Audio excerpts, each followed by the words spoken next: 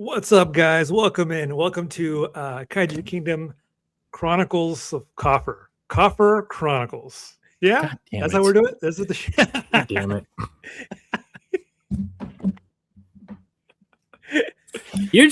You're doing this stuff on purpose now. Am I? I don't know, man. Yeah. Well, you do it. So Arian, I give Arian the out on the other shows that we do, and he doesn't have like the zippy end, like he doesn't have the witty banter. But this is Arian's show. Like he runs it. I am the co-pilot on this one. Because normally in all the other shows, I'm the dude with the intro, and I'm like, Listen. right before we start, Arian, do you have the intro down? Yeah. Listen, and he literally went over it, and he does this. Definitely. He does this to annoy me. This is like when Chewie and Lando were. Oh yeah. No. Yeah, this is like Chewie writing the pilot. See, the Millennium Falcon. Mm-hmm. Anyways, back to business. Welcome back. Hope you liked the first show. We're here with Kyle. Hello, Kaiju Canuck. Kyle from Canada, ready to talk some more Toho Ultimates from Super 7. And with the Han Solo, Chris. Yes. So part two of our ongoing, walk down the Super 7 highway, if you will. So yeah. Hopefully, I think we might get it done on this episode. I think definitely, maybe. Okay, I'll try not to side tangent too much. No, please. That's what we want to do. I'm the problem, guys. Let's be honest. If you've watched episode 1, you know that Kaiju Canuck can't shut the fuck up about Super 7 Ultimates. I want that on a shirt. Canuck. All right. So where did we leave off last time? Yeah, so last time we left off at wave 4, and normally we would do wave 5, but I think Kyle brought up a very good point. Kyle? Yeah, so last time we talked about wave 4, and we talked about how wave 4 did not meet the same commercial success that the previous waves had done for a few different reasons, but ultimately it just didn't it barely got across the finish line. So wave 5, there was a pretty substantial delay in the solicitation of wave 5. Wave 5 was originally supposed to go up the Godzilla Day of 2023, I believe. And then some stuff got moved around, but it just didn't land. But what did end up going up November 2023 is a solicitation for the Toho Ultimates Godzilla -1 figure. And this was a huge difference when compared to the rest of the line. The rest of the line, they were hand drawn by Kyle Wadiga and then handed over to a digital sculptor, and the story goes from there. But with the -1 figure, Super 7 had gotten their hands, through Toho on the unfinished CGI files for Godzilla's design in the movie. Now, unfinished details included the eyes, the hands. These were not yet finished in the CGI. So Kyle and then the sculptor, Dave White, they worked together to sort of fill in those gaps. What do we think based on the footage that we have access to? What do we think these pieces look like? But it's largely based off of the actual CG model that you see in the movie. Not only this, but -1 had a pretty substantial leap in the articulation scheme of the Toho Ultimates.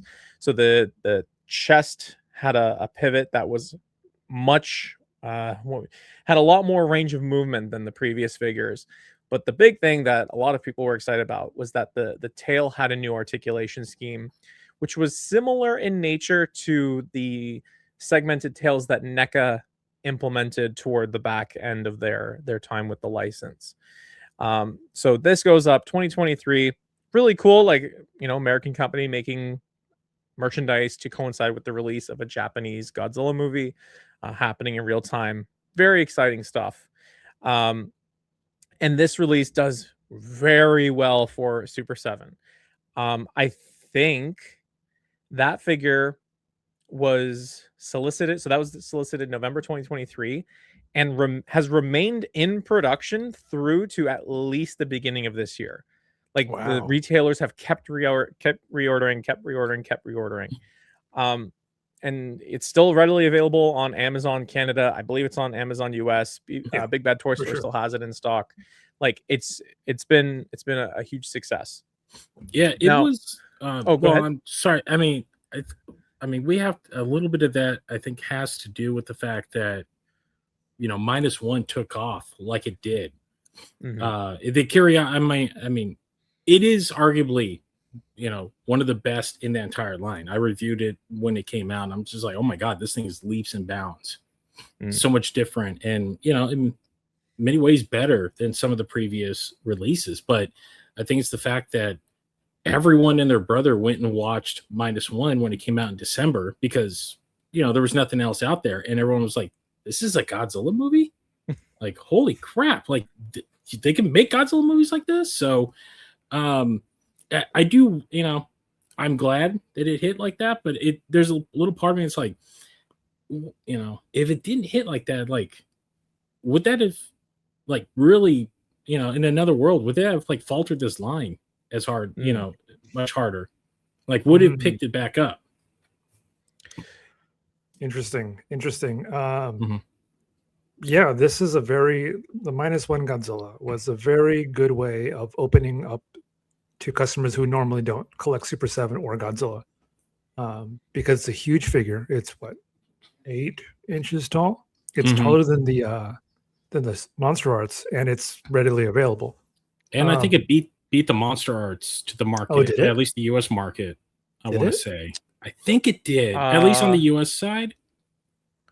No, -1 took until Was it- August to was it- land into customers' hands, and I think Monster Arts was able to land a few months before that. Mm. I have to go back and look, but Yeah. Mhm. Yeah, but this was like the real first time that people were like actively deciding between the Monster Arts Yep. and the Ultimates. Well, they were both coming out and being solicited at the same time, but the Ultimates undercut the Monster Arts by $65. Wow. easily. $55, I think. $55. And that's just talking MSRP, like whatever markups and stuff like that. And it was bigger. It was a bigger figure. It's not as brittle either. No, No. it's not like like the Ultimates line. That's one of the things that has going for it really well is the fact they're so durable. They're meant to be played with. So yeah, like this was a huge hit, and continues to be, as we'll talk about a little bit later. But the figure did land in August 2024 alongside another limited time Super 7 exclusive variant, which was the minus color version. So that went up for solicitation, I want to say the end of January 2024, maybe early February. I can't remember exactly. I think it was the week of the American release for minus color. So I Yes. think that would be the January. Yeah. Yes, that's right. And so it comes up. It's limited to 1,500 units. I remember because I was on the Super 7 like texting list. I remember getting the text because I was getting shawarma for my wife and I was like, "What the fuck?" And so I messaged Kyle Wadiga and I was like, "Dude, like this is so cool." And he's like, "Yeah, man, like we're really excited that we were able to pull it off in time for the debut of the minus color version because it was." They had all the sculpting, but the paint job was not just a monochrome or desaturated version of that first figure. Like the paint deco is completely redone. Had to be approved by Yamazaki all over again, all that stuff. So that one goes up.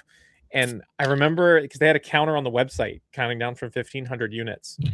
And I think the 1,500 units sold out in about 13 hours, just over 13 hours. No, really? Yes. It went up at That's lunchtime, nuts. and it went. It sold through at like 1 a.m. something like that. That's nuts. And so that one was made alongside the original one. Both shipped in August. The minus color one, I think, had a little bit more issues with consistency. There were a little bit of looser joints in the torso. But the main version, turned out pretty well. All things considered. So yeah, these two things really took off, and basically breathed new life into the line. You know, it was like, okay, we know that Godzilla Ultimates can sell in the wake of what happened with Wave 4. We know that they can sell. To Chris's point, the movie at large has renewed a lot of interest in the line. It's brought people into the fold that have previously never really paid that much attention to Godzilla.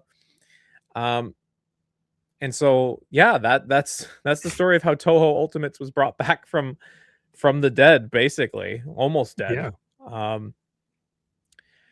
Yeah. But then after that, there's a little bit of a gap. There's some exclusive releases here and there, but that was you said -1 was November 23. Yes. And then Wave 5 is when? Wave 5 is March 2025. So over a year. Nuts. Yes. That's nuts. But Wave 5. Wow. Yeah, you're right. For Wave 5, we have Batra and then Heisei Mothra. Yes. Finally. We Finally. finally have a Mothra. I'm Yes. surprised it took to Wave 5. Batra's a huge surprise. I mean, not really, but it's a nice addition. Yeah, so Mothra was initially planned for Wave 1. Oh, wow. Back when it was four figures per wave. And then eventually, and then we talked about last episode, Flynn had that moment of like, this is too much for the customer to handle, so we're going to separate them out into battle waves. So then Mothra got pushed out, and then Batra was sculpted later to accompany Mothra in her own wave. Now, I think both of those figures are fantastic. I think that Batra is the winner of the wave for me. I know a lot of people that really like the Mothra. Batra's the winner for me. And I feel like if you sort of hold them up next to each other, you can kind of see how Kyle had gotten more experience. And the sculptor, admittedly, had gotten more experience between Mothra and Batra. Batra feels a little bit more refined as a toy overall. At least to me, but, others may disagree. But yeah, that's the story. Mothra and Batra, Wave 5. And Wave 5 was supposed to have a third figure release alongside it. We'll get to that in a second. Well, we can get that into a second. I interviewed Brian, I want to say 2 months before the solicitation. And he's like, yeah, Wave 5's coming out February. It's going to have 3 monsters in it. And this was crazy news, right? Like a Toho Ultimate. We go from a wave that almost killed the line to a wave that's now going to have 3 releases in it. Breaking news. And then the wave comes out and there's only 2 in the wave. And it's like, okay, well, something happened in the 2 months since that interview. Little did we know. Actually, well, I'll get to this point later. Chris, what did you think of the moths in Wave 5? I have not had an opportunity to get my hands on the Mothra and the Batra yet. They stare at me every time I'm at the mall because this has been the wild thing is to see those actually show up in big box retailers now. Like I've been seeing them at Box Lunch. That's where they've been popping up. I've held the box in my hand. I've been I studied from there, but like right now I'm actually getting ready to move back to California. So picking up things has had to be put on hold until I head back, to my home state, and then I can get back into the swing of things. So unfortunately, that new wave, I haven't had an opportunity to get my hands on them. Okay. Well, not to give you more baggage to bring with you to California, but Batra is currently on sale on Amazon. There's a coupon for 15% off. So, and Mothra's on sale too, as a Prime early deal. You can ship it to me, Chris. Yeah, I know. I got Comic-Con though, man. I got Comic-Con coming up, and I know there's going to be stuff. Oh, isn't that true? Yeah. There'd be lots of stuff. They have a lot of the glow in the dark reactions to catch up on. Oh my god, yeah. Yes, they do. Unfortunately, con takes precedence for me. Like that's my big thing every year, and the last couple of years, like the amount of Godzilla stuff that has been dropping at con just keeps growing exponentially. Yeah. To the point of like, there's no way I can get a hold of everything, even just to even do like a fun review and like pass it on to someone else. Like, there's no way. Like, now that UCC is doing stuff, I'm like, then that's a ticketed booth. It's like, there, just even if I didn't want to get anything else, Yeah. I'm still dropping like $400 or $500. UCC, which one is that? They do a lot of plushies, and they've started doing action figures now. So last year they did like 20 Godzilla plushies last year. There was a huge swath. Now they did say at the show like only 3 of them are show exclusives, but the rest are early birds. They were like 4 months out because I guess it was supposed to be like a November release for Godzilla Day. Yes, they had 5 different variants of Godzilla. They had a space Godzilla. They had like a Mothra, a Batra. I think they had a Titanosaurus. Like they basically just went ham on the plushies. Yeah. No, I feel you. Yeah, San Diego. We'll talk about it in a bit, but the ultimate that went up this past week, I thought like that's got to be for San Diego, and then it wasn't, and now I'm just kind of like, well, what are they packing for San Diego if that's not it? I know they're cooking something. Our prediction video was kind of crazy, and the response we got from that was like, "You're crazy." So. Yeah, I felt a bit crazy making that video. Reaction or not reactions? Did you make a video on predictions? Yeah, I was like, either it's all crystal blue or it's pressure damaged. Like it's one of these two. And Super 7 was like, what if it looked like both? It was like at 1 in the morning. Yeah, exactly. Okay, so wave 5, Mothra Batra, third ultimate that's missing all of a sudden.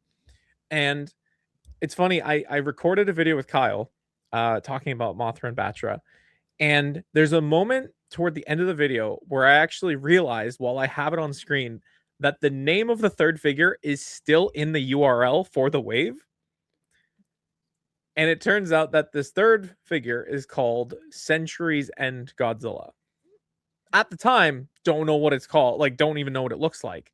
But it says Centuries End. And there's the Bandai vinyl, black with the glitter. And it's everyone's like, okay, well, maybe that's what it is. But we have this name, Centuries End Godzilla. But it doesn't show up. Like, those figures go up in March. April comes. No idea. May comes. I'm interviewing Brian on my channel, and Brian's like, we delayed it because we're making it a lot cooler than we initially planned. Keep going. And then eventually September comes around. And that's when a renamed Centuries Ended, no longer had the name Centuries End, the Final Battle Godzilla 1995 figure. Oh. Yeah. Okay. Yeah. So this is, buddy, this is I hope this is a trend of where Ultimates is going, because it not only does it hasn't shipped yet. It should be shipping tomorrow. Like literally any minute, yeah. Yeah, we can get the email later today. The Final Battle Godzilla, where do I start? So it comes with LEDs, right? Yes. That's the big gimmick of the figure. Comes with effect beams, smoke, translucent glitter. It's everything you need. It reuses parts from the 1200 degrees Celsius Godzilla, namely the back, the dorsal plates. And the only criticism, I don't have it. Here's the thing: it's hard to criticize something you don't have. But word on the street is it uses the Wave 1 or Wave 2 tail, right? Yes, so it has the Wave 1. It has the melted spines because the spines are a separate piece. Yes, the arms, the legs, those are all the same. The neck is the same. The chest is new in the sense that it has ports for the atomic pulse or whatever you want to call it. So I think it's 2 coming out the front and then 2 coming out the back. Mhm. And it is the first mainline ultimate for the standard head to have a hinge jaw. That is That's the right. big took 5.5 waves to get there, but it's got a hinge jaw. And then That's it right. also has the smoke effects. It also has the smoke effects. And then if you pre-ordered, I guess one thing we didn't talk about with the moths, like there was it was the Wave 4 had the super pack. But if you get the super pack for the final battle burning Godzilla, he comes with the infinite spiral heat ray, which Sure. is a very specific depiction Mhm. that has never gotten action figure representation. Like I think like Monster Arts has done the burning heat ray or whatever the official name is, but the infinite spiral ray has never been done before. So it comes with that. And I think I counted it out.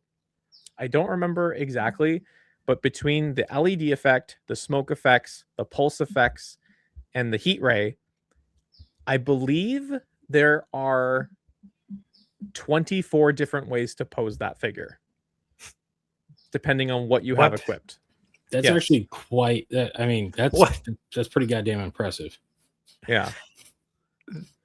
I mean, look. I mean,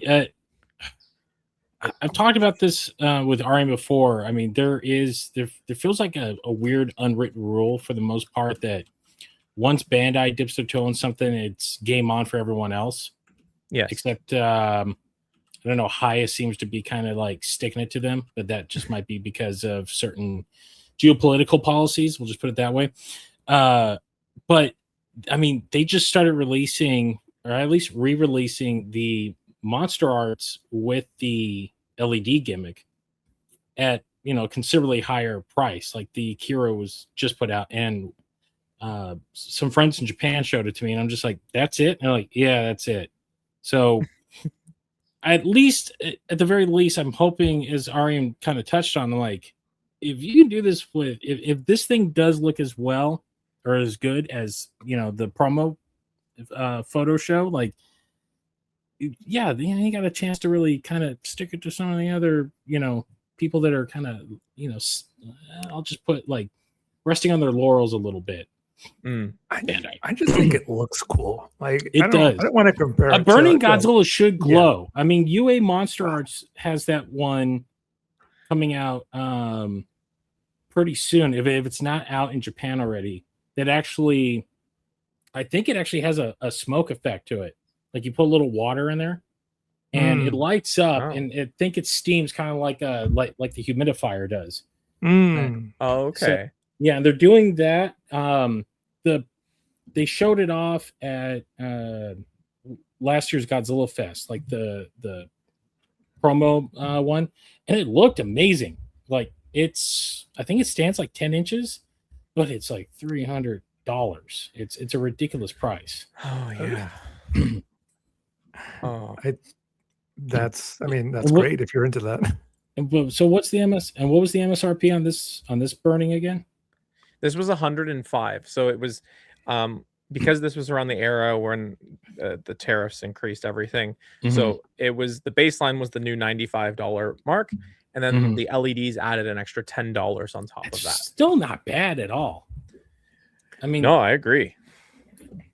I'm a sucker for burning Godzilla, so it could be 125 and I'd still pay it. Yeah. I mean, I just got Arian, Ultraman, and the Anno Ultraman set, and they're about like 3.5-inch figures, and the set was a Bandai Premium.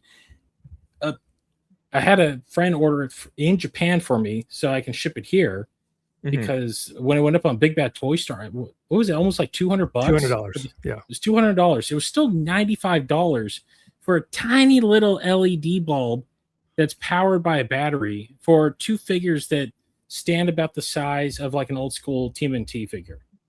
Yeah. So to get an ultimate at 105, that's and I'm at a loss for words. Yeah, I'm hopeful that the $105 mark wasn't just them saying, well, we're reusing a whole bunch of retooling, so we only need $10 more. Because they have since done stuff in like the Thundercats line. They did Red Eye. Red Eye was a brand new figure with the red LEDs, and he was only $10 more than the standard price. So I'm hoping that if and when they decide to do more for Toho, that they can maintain that price point, to have that market edge over the other LED competitors. When I talked to Brian, I think it was my last interview, I said, Century or Final Battle's coming out. He's LED light up with a whole bunch of beams out of his back. Shin Godzilla would look pretty good with the LEDs and a bunch of beams out of his back. And he goes, well, let me get the first one into your hands first. I think Mechagodzilla's, I think that's the more obvious choice to sell through. I think we're getting a Mecha. Yeah.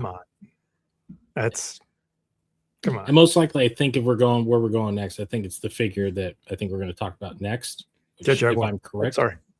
No. In the next wave. There's still a wave before that. Are we talking about the 2002?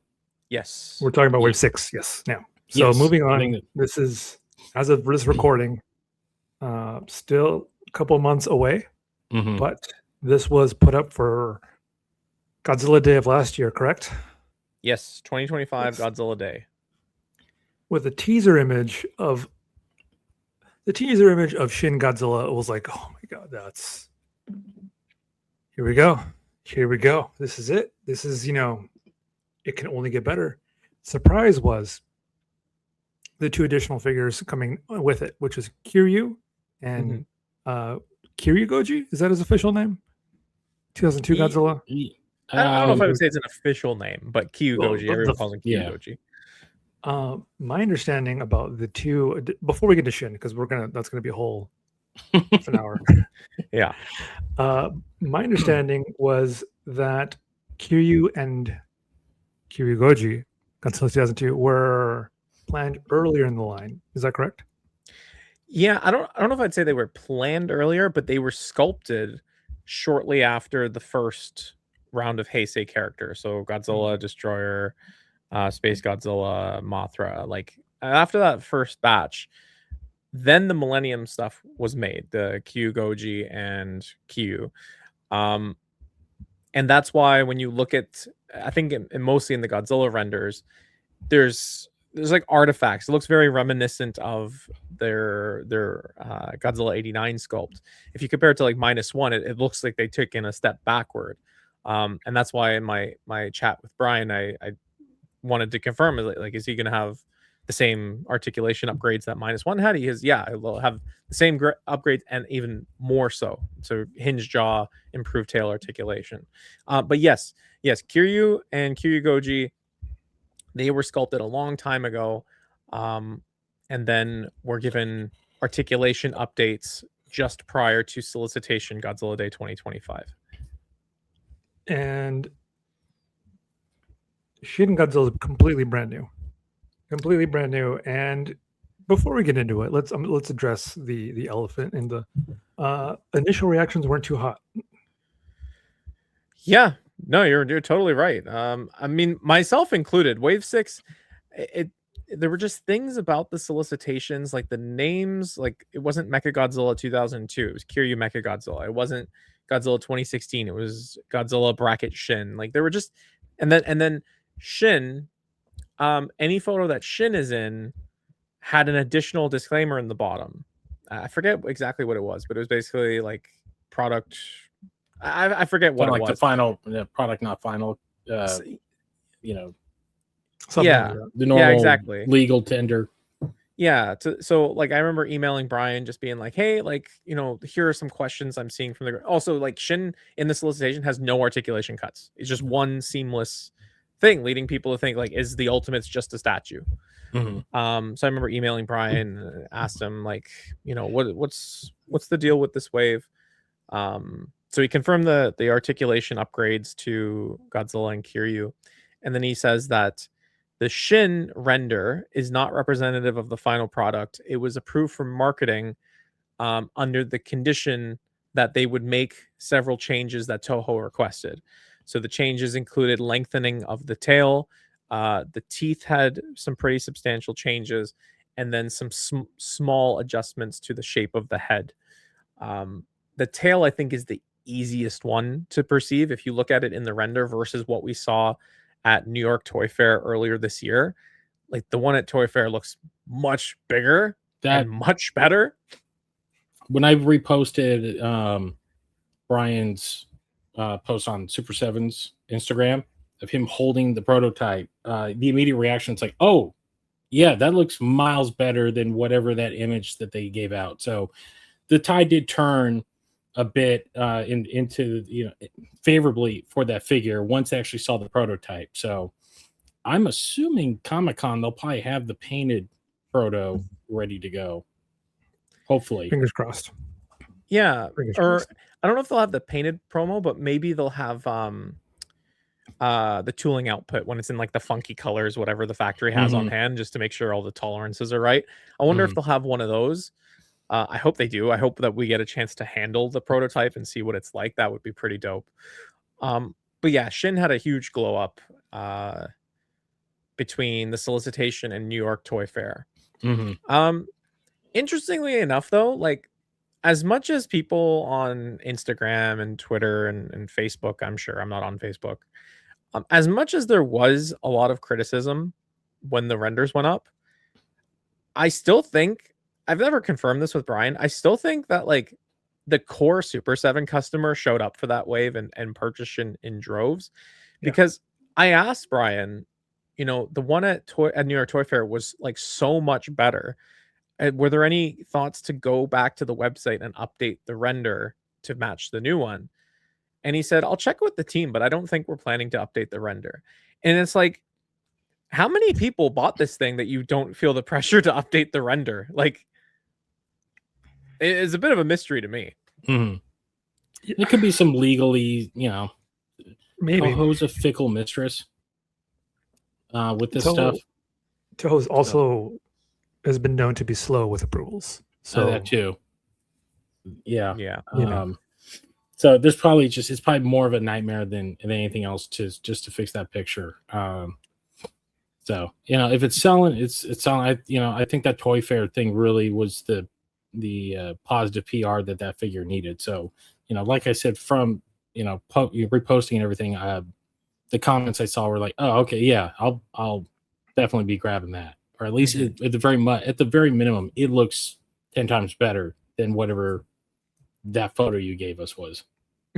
Yeah, 100%. We are still waiting to see either, I guess renders are never coming, but we're also still waiting to see prototypes of the Kiryu Goji and the Kiryu with the updated articulation scheme. So hopefully those are at San Diego Comic-Con as well.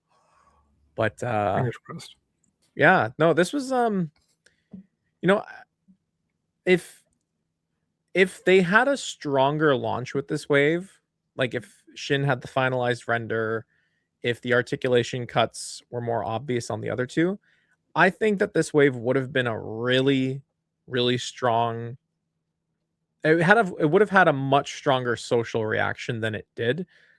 Again, I do think that people did show up to buy these things. It's not anything that we'll get confirmation on, obviously, but like people like Shin, people love Kiryu, people really like Kiryu Goji. From a character selection perspective, this wave should have been gangbusters, but I don't think they stuck the landing. And I don't know if it's just they were rushing to get it in time for Godzilla Day, but I think it will get there eventually. Like once the things come out and they have the changes and the quality of life improvements, I think people will like them. But this was one where it was like, I think it should have, it needed to cook a little bit longer. I think it did, because if we're moving on to where I think we're moving in, so that was the last wave before we get to Showa, right? Yes. And the reaction to that news, I think, was much more substantial than that previous wave. Well, now that we're talking about it, let's talk about Wave 7. Oof, buddy. This was like 2 weeks ago? When was this? Yeah. I think about 3 weeks now.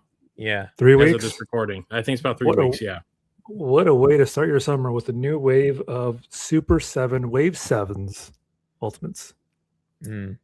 Man, talk about, I don't want to say it was a 180, but I believe that the reception off the gate for this wave is much higher than the last couple waves, to be honest. I think what part of it is that I think there's a millennium Heisei burnout, because that's a lot of that stuff gets pushed. And Toho looks at it of like, that's the newer stuff. It's not as corny as the stuff that perhaps the people in charge who weren't around for when those movies were made. They kind of they're still, as much as people love the first movie, those Showa films still have like an air of like, come on, like they're so goofy. I'm like, yeah, but that's the charm of them. That's why people love them. I mean, more than anything, those are the ones that get played more, like especially in showings, because those are the fun ones. Like the Heisei films, those are my generation, Arian's generation. Some of them kind of drag a little bit, to be fair. And they got cool monster battles, but like the story wise, like they don't have the pacing as a lot of those Showa movies do. So I think coming around of like, we're going back, we're going into the way back machine, and we're going to start giving you stuff that even Bandai was reluctant for years to even bother to touch. And even now it's still like, I think Monster Arts is, they just completed the Geigen run. Yeah. And they just announced the Mechagodzilla run that they're doing. So like they haven't even gone back to like the early 60s. Like we're staying in the 70s in the goofball era. So I think it's just, it's a breath of fresh air, but also the fact that these look goddamn awesome. Holy crap, that Mechagodzilla. Like, right? I got a little chub, I'm not gonna lie. my favorite part about this announcement was the tease. How the 54? Yeah. Where it's like, who is this? Who are you marketing in the stores? Like, what sucks is like, I totally get the like. If you haven't seen it, it's two images of 54, right? And it's millennium. It's like a millennium marketing and then Gen Z marketing. Or a millennium, it gives you the whole spiel, like up from the depths and 50 stories high, and then on the Gen Z, just main character energy. It's like, yeah. Like, did my cousin write this? Who? Man, I saw so much bitching about that meme.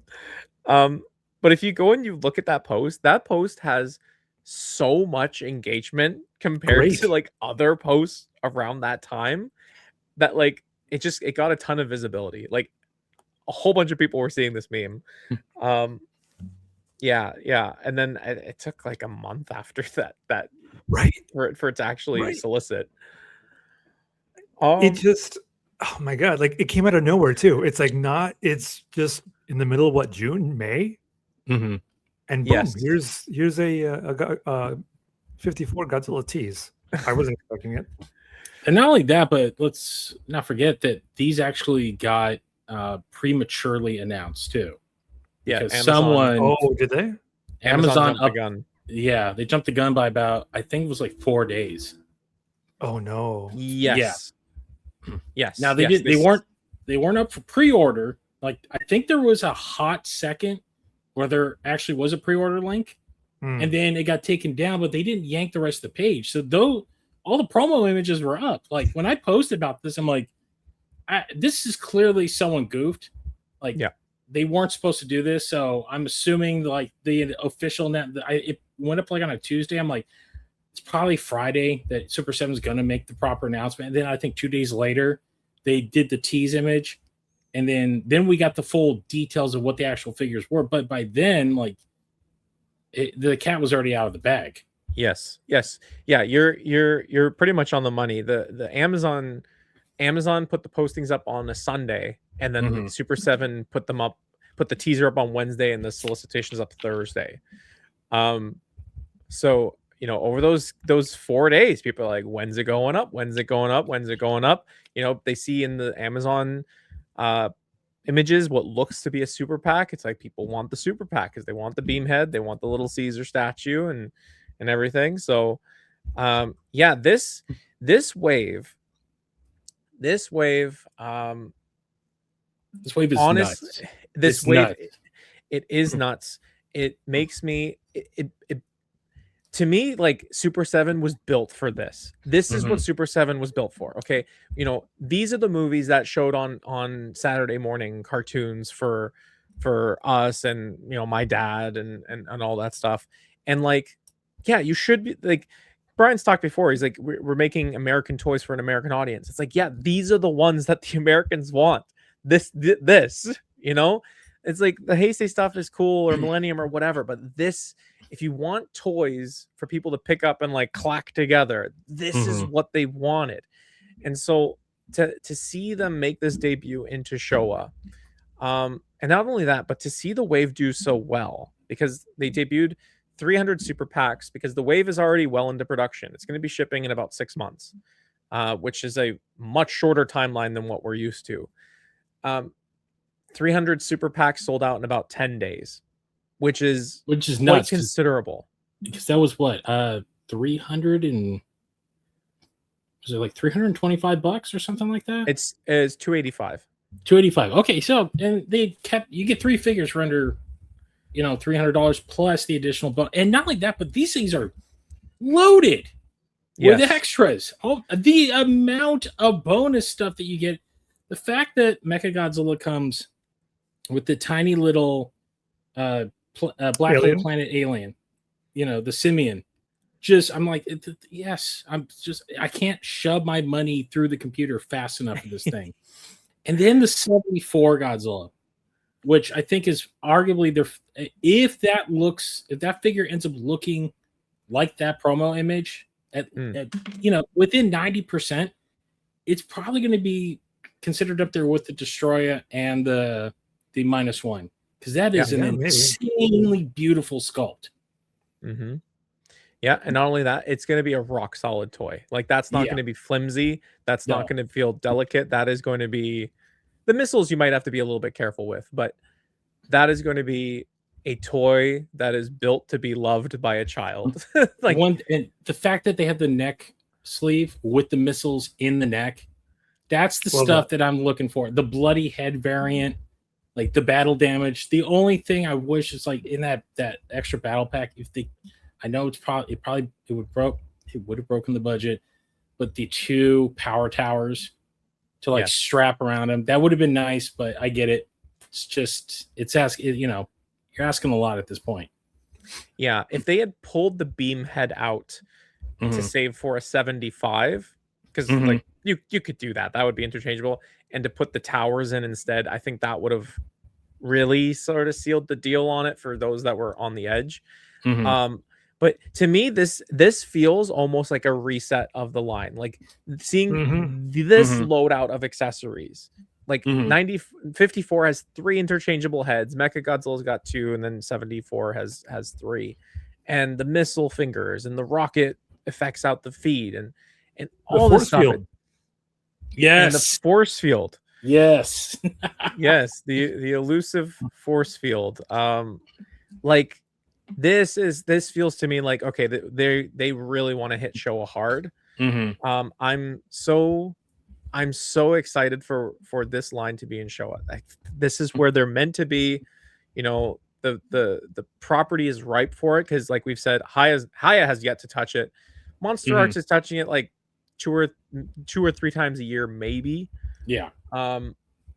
And then pair this with like, these are the kids that these are the toys that your parents would have wanted as a kids, or we would have wanted as kids watching on Saturday morning.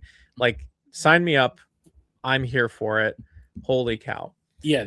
This era, as you said, this is the bread and butter for Super 7. Like it's not just the nostalgia. It's like this is the era that they know. Like, I know that this is the era like Brian and those guys grew up on, they loved. And,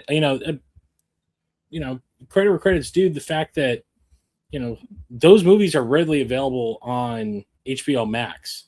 Like there's a lot of people like, I'm currently like downsizing my collection, and when I'm selling to parents, they're like, do you have a Baragon? I'm like, how do you know that? They're like, my kid watches all of them on HBO Max.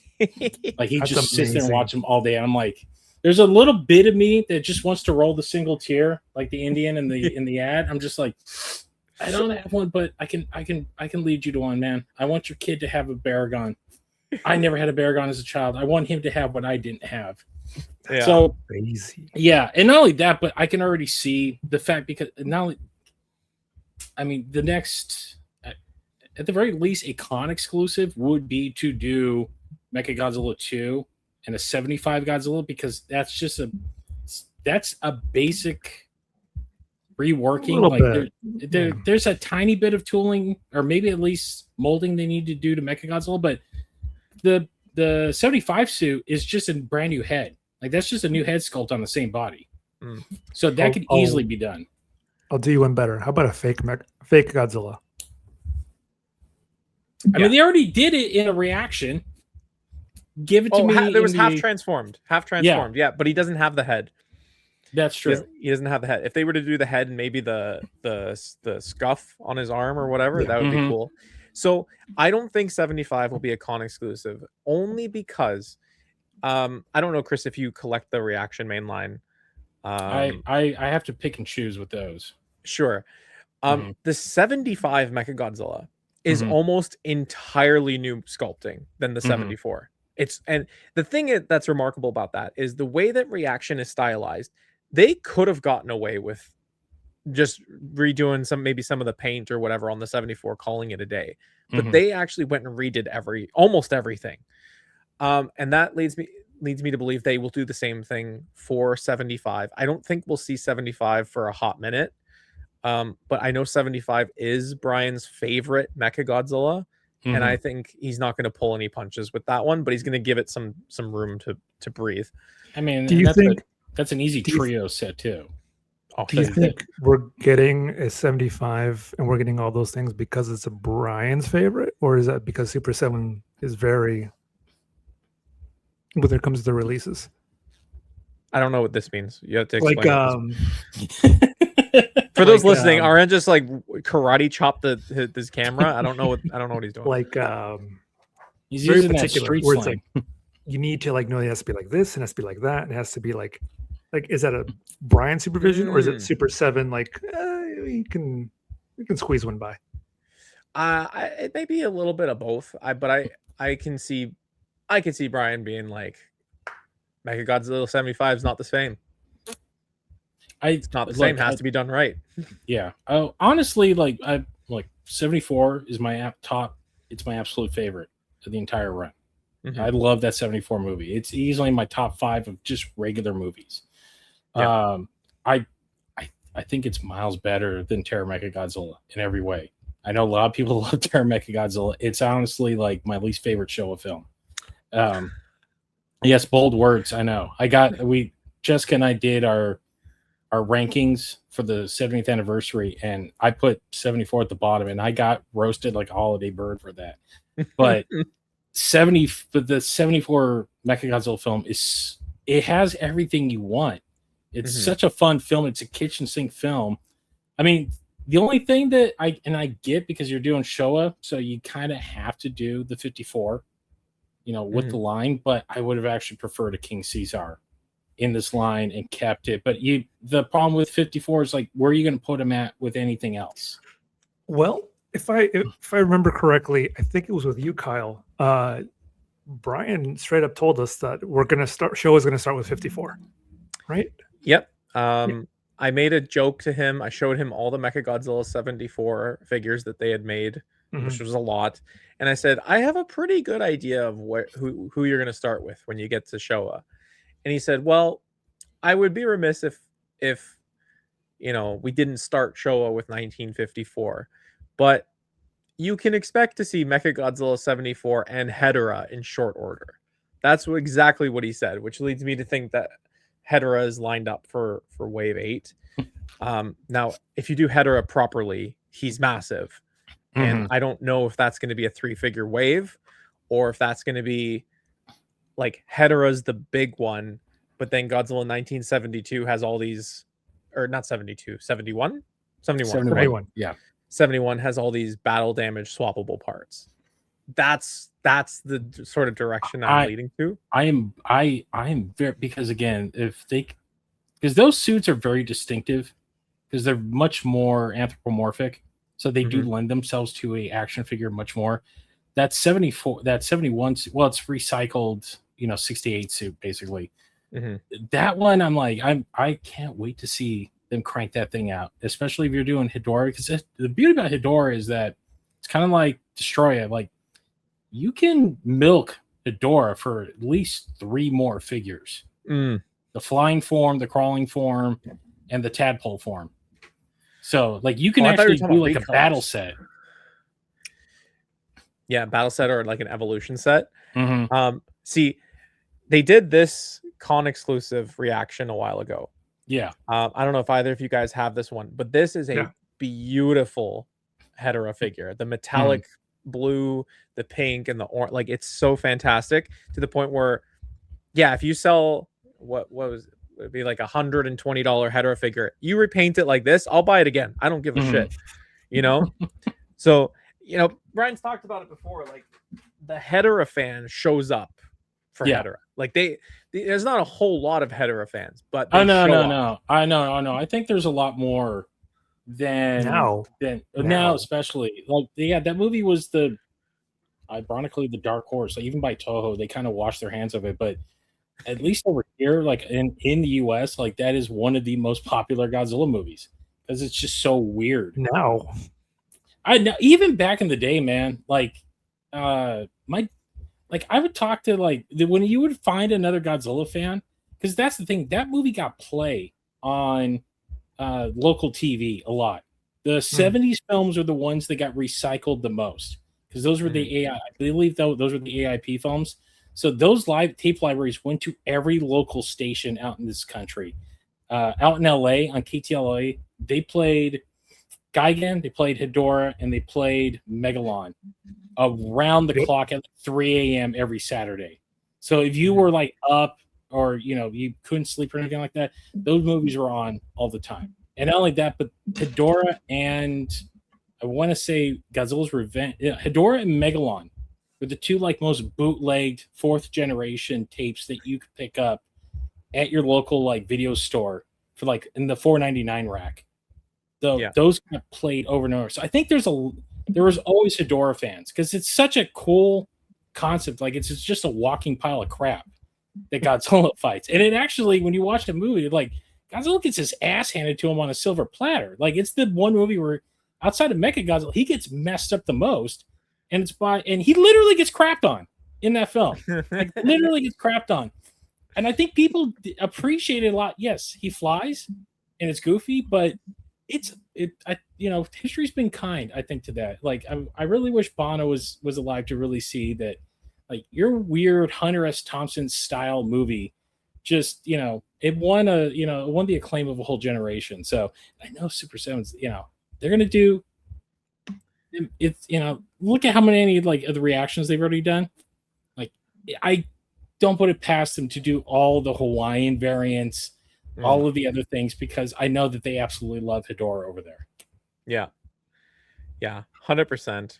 I hope that we'll get a lot of Hedorah love. He's gonna be a big chunky piece of shit. Do you put the little kid in that? Now that we're doing the humans with these Showa waves, do you put the little kid, or do you do the dad with the bandage over his eye? I think you give him the tadpole. I think you have to get a tadpole. Anytime there are likeness rights, it can't look like a person. That's how they're able to get away with the Dr. Serizawa, because he's in the dive suit and the black hole alien doesn't look like any individual person. But I think tadpole with Hedorah makes sense. I've seen people talk about Katsura with Titanosaurus, or does Titanosaurus come with the sub from the movie instead? Something like that. Only one answer. There's only one correct answer. It's Dr. Mifune. That's it. There's no likeness rights. Just get the mustache to That's actually true. If you're doing that tiny of a figure, all you need is the white hair and a little painted mustache. I mean, Like, I don't they think got people are away with going it. to complain too much about. I mean, those things are what, maybe like a quarter of an inch to be in scale with these things. Pinky size, maybe. Half a Yeah, pinky they're size. gonna be tiny. And actually, now that I'm thinking about it, Mothra comes with the Shobijin, Yeah. who also would have had likeness rights, but they didn't actually paint their faces. They Yeah. painted like the hair and maybe like the outlines or silhouettes of facial features, Yeah. but they don't actually do it. That's all you really need. Yeah. Yeah. Just enough to convey the idea. So that's where we're at now. So what else do we have in this line, Arian? So we have a subline. Well, not really subline, but more of an extra release. And this was the Shogun Godzilla and the Shogun Glow Godzilla. Do we have a date for this? Yes. So these were June 2022. So this was right between this was right after Wave 2 solicited. So Wave 2, Burning Godzilla, Mechagodzilla 1993. Shogun goes up June 2022, and then San Diego Comic-Con's immediately next month. This ship the ship right before Comic-Con. I remember that.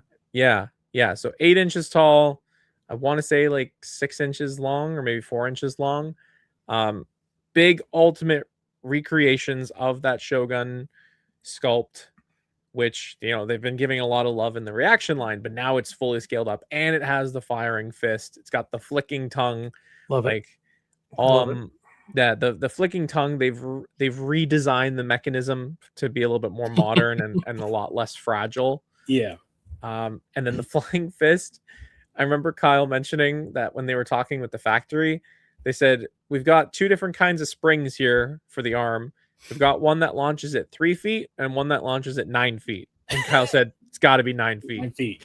Dude, that thing is, you look at it and then bing, right in, that thing is sensitive.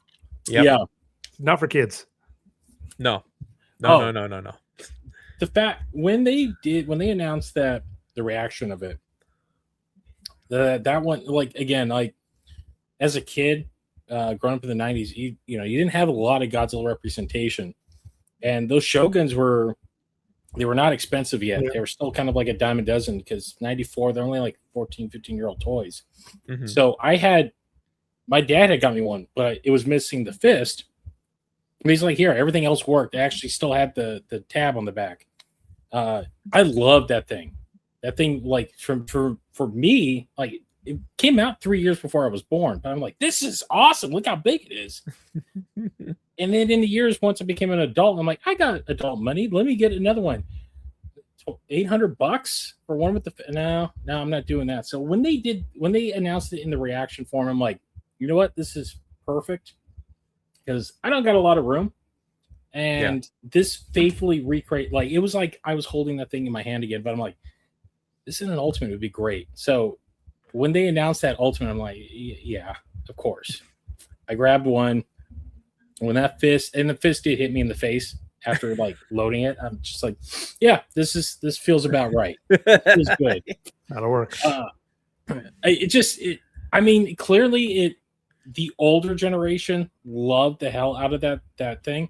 And this is the thing I love about Super 7. Again, going back why the show line is meant for them. Like, the fact that they've gone back and made like the Aurora models and the Shoguns in like the reaction line at the very least, because those are, on the secondary market, that's a down payment on a car for some people to get those things. So at least have some representation is awesome. But it's also just, unfortunately, the newer generation, they don't appreciate it. But I'm glad that like the older generation showed up, and they're like, yeah, I want this. Like when, because unfortunately that reaction came out during the pandemic. Mm-hmm. Yes. And I actually went down to Super 7 when Comic-Con was supposed to be happening, because I knew they were coming out. I called them. I'm like, you guys going to have all your comics? They're like, yeah, come on down. We're open. And I just posted on Facebook, going to San Diego, supposed to be here anyway, but going to Super 7. And everyone realized I was down there. And I posted a picture of in the box, because those things came in the box.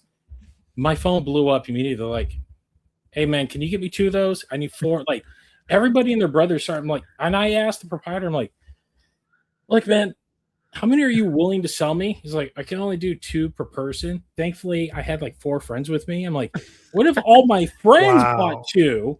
And he's like, I can technically do that, but I can't do any more than that. So I just, and he, God bless the proprietors there. They're just like, it's just you guys. Like, yeah, okay, cool. Like 2 per person. That's it. Because, I'd be a dick if I just let you walk out of here, because he even looked up on eBay, because by the time we had gotten there, the pre-orders had the orders had gone live, and people were already putting their orders up on eBay, and that $20 reaction figure was already going for $90. Gross. Like, which was insane. So I hope they all went to good homes here. So, but I'm glad they did. I'm still hoping against hope that they can manage to do a ultimate of that Rodan, though. Brother, it probably isn't, but I can dream. Brother, I got the question lined up for San Diego. Don't you worry. I'm gonna get down to it. Yeah. I actually got my reaction Shogun during a warehouse flash sale, because I missed the first one, and I was just lucky enough to get it. The Ultimate Shogun, I never had the original Shogun. That was well before my time. I don't have that nostalgia for it, but I have them. I have both of them, and I'm so happy to own them, because it feels like you're taking a step back in time. It's like, this is what toys were always meant to be. Like, they didn't care about the accuracy. They just said, how, like, what do we want a kid to do with this thing?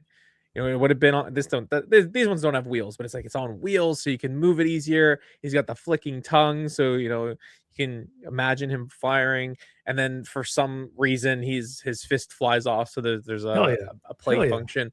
Like, it's just so pure in what a toy should be, right? Let your imagination fill in the gaps. Like, we get so caught up in screen accuracy and hyper articulation these days that, like, this just felt like a return to basics.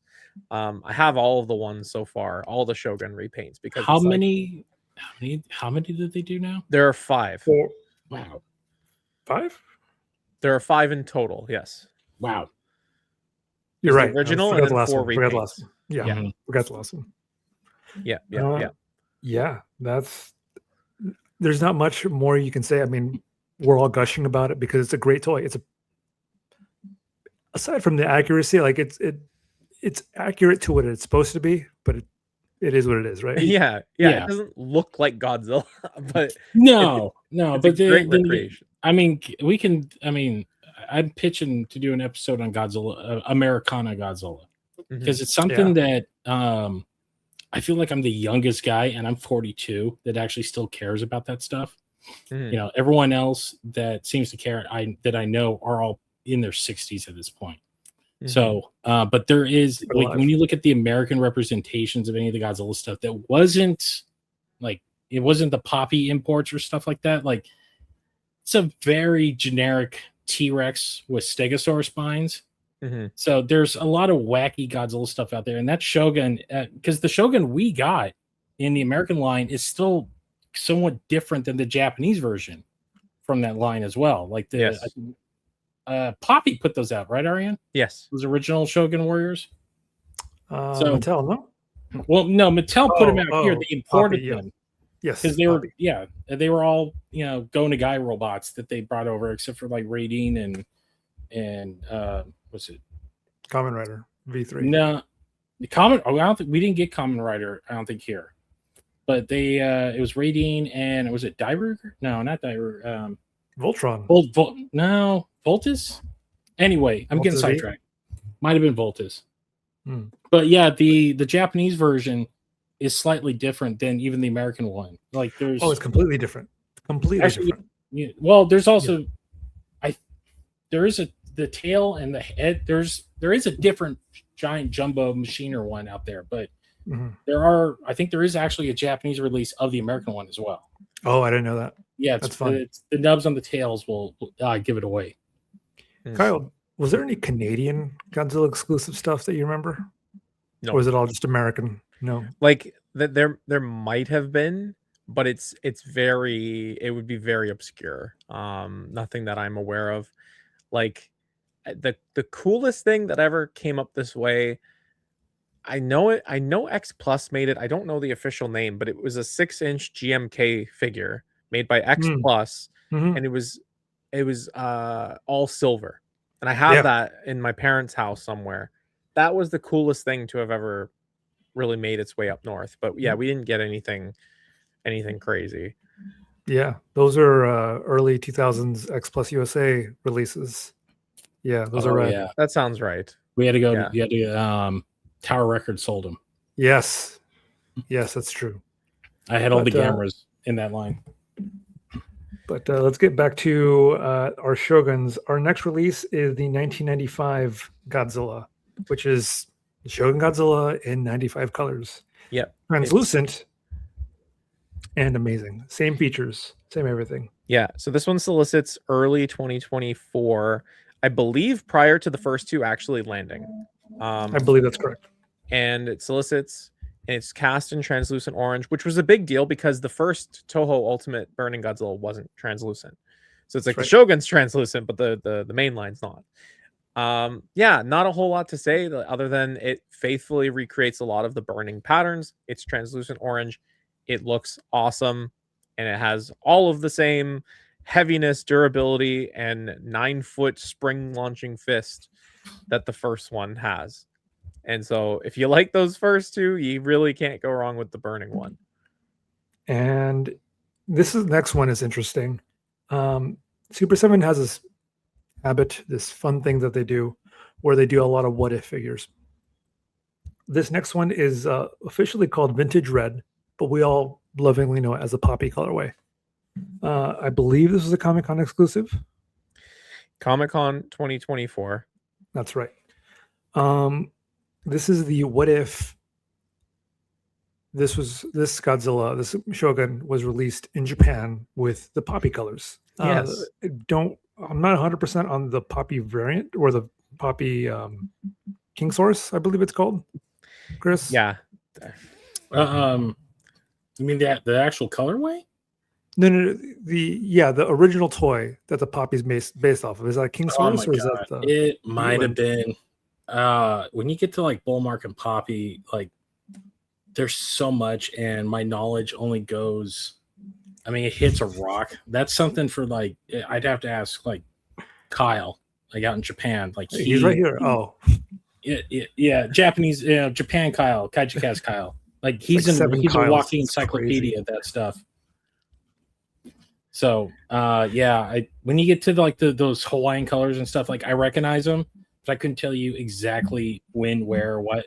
That's Kyle Young. That's what he knows. Hey, speaking of Hawaiian, the last one so far is the metallic Hawaii variant. This one's great. I love this one. Yeah, so this one is Godzilla Day 2025. 2024. So like 6 months roughly after, or actually I don't know, it's like 4 months after the vintage red one. It comes out and it's like dark green metallic. It's got some teal highlights. The trigger on this neck is yellow. Very cool figure. I remember it was Toy Fair, I think, the following year, so that would have been 2025. Brian says that figure did so well that it gets reordered, which was like bananas to me because like it's the Shogun, like it's great, but I didn't think there was that much demand for it. Well, and then 2 months ago, it starts showing up at Ollie's. Oh no! Oh really? Yeah. Oh no! Ross? Yeah. Your discount chain. Yeah, because I don't know if you've been following out here, Ross, and to an extent DD's, and I think Burlington now. Like Bandai's been dumping stuff out there, stuff that's like new on the shelves. It's Yeah. like finding Yeah. a copy of like a DVD of a movie that just came out in theaters. Like Mhm. the art vignette figures have been showing up there for some reason when they're on, they're in Hot Topic right now for $30. They're like $12.99 at a Ross, and I'm like, what? None of this makes any sense to me. This past weekend, a mutual friend of ours, found a art vignette figure. It's crazy. I know. Yeah. So this one started making its way to clearance aisles, which Bummer.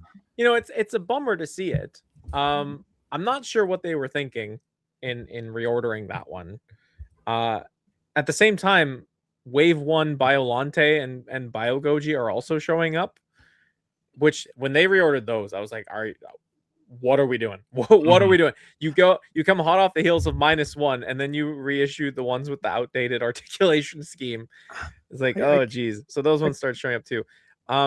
So we haven't seen a Shogun repaint since the Hawaiian one. So it's been over a year and a half at this point. I think we're good, man. I think we're yeah. good.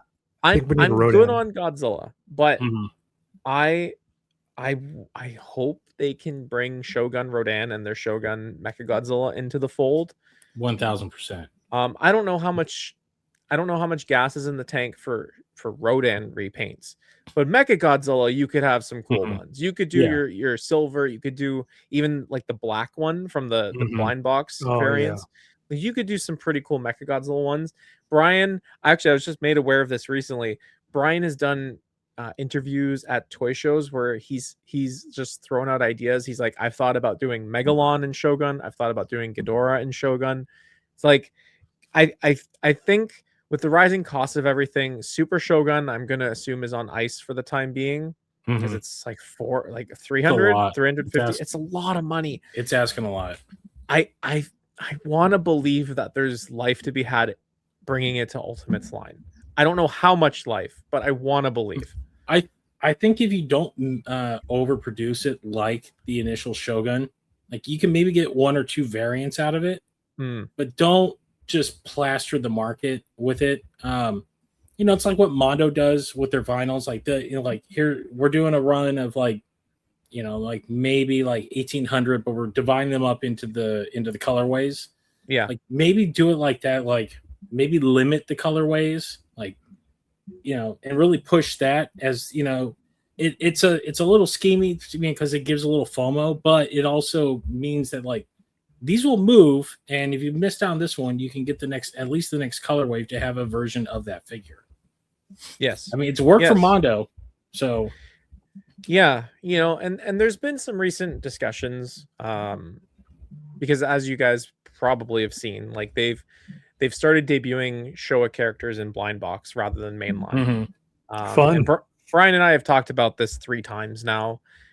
He's saying, look, eventually you're going to get into characters that the main customer we're aiming for is struggling to remember, maybe doesn't even recognize.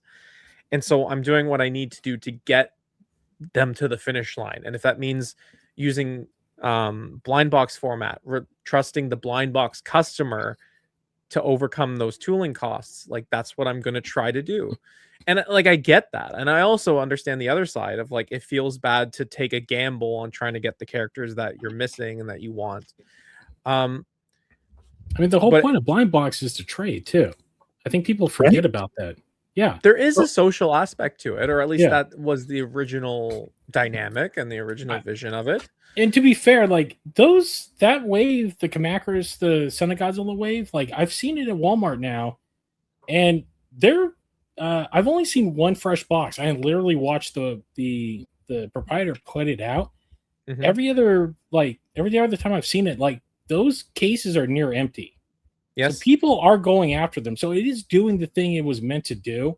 Yes, I've only seen a little pushback on it, but I think there is the aspect of you know what. You kind of got to earn the thing you want. The world of instant gratification, I think people are kind of pulling back and getting, it's the delayed gratification a little bit. Yeah, you're asking $15, but it's still actually, I think, $4 or $5 cheaper than what the carded reactions are being sold for. It's $10 cheaper now. Is it? Oh wow. Yes, mainline has hit $25 due to like Oh. rising costs and stuff. Yeah. But that blind box format and what they do with it has allowed Mhm. them to keep the costs lower than the carded version. Mhm. Yeah, like to your point, Chris, that blind box flat sold out in 24 hours on Super 7's website. It was gone. It's still gone on Big Bad Toy Store. You can't get it on Big Bad Toy Store.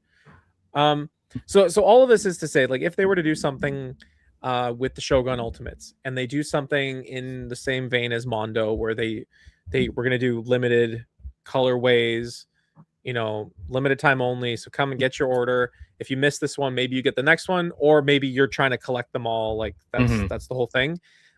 I get why that comes across, why that can come across as like, you know, greedy or creating FOMO or whatever. But at the same time, it's like that's the push to get these things made in a world where they otherwise wouldn't.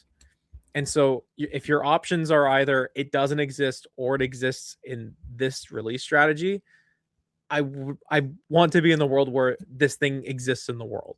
Exactly. And let's be honest, like if you're going to do like, you know, the Shogun Rodan and he wants to do like in the Ultimates, a Shogun style of any of this stuff, like you're aiming at a very niche audience. Yes. Now that audience is going to have money because they're all, you know, at this point getting prostate exams, but that's, you know, they will have the money to buy it, but it's, a Monsterverse fan is not going to pick these up. Yes. Like some kid is not going to be interested in them unless they're really nerdy. So, you know, I don't mind like, you know, it going with that option of like we're just going to limit these because we know there's only so many people that are going to want these things. So, you know, better have it than not have it. It's not the worst thing in the world to get 2 or 3 Kamakras. It's completely it's fine. Not. You got an army bill. You get a flat, you get 3 Kamakaras, and you get 2 Kumonga. Mm-hmm. You get 3 Godzillas, and then I think you get 4 Minyas. No, you get 3 flat. Minyas. Well, there's two. There's a chase Minya in that thing too. Yeah, right? it's 2 normal Minya and then 1 chase Minya. I think. Does that math out? Or maybe it's 4 Minyas out of 12. Is he like I didn't see he's clear, completely translucent. Yeah. Yeah, because I know that -1 line sold like hotcakes. Yeah, that first line of -1 sold like crazy. Mm-hmm. Yes. The second one I think is not hit the same sort of demand with the minus color. You know, it's double dipping. Like I think everyone that got the ones they want out of it got the ones they wanted out of it. Yeah. I don't think it's finding quite the same audience. It's neat. It's neat for what it is. But it's not striking while the iron's hot like the first one did. Yeah. All right, Arian, what else we got? Now we're going to move on to exclusives, event exclusives, day exclusives, special releases, and this is what I call the EX side of the world. Number one, we're going to start off this is one of the best repaints we've had ever. We all grew up in the late 90s, early 2000s. We all collected comic books. We all know what's up.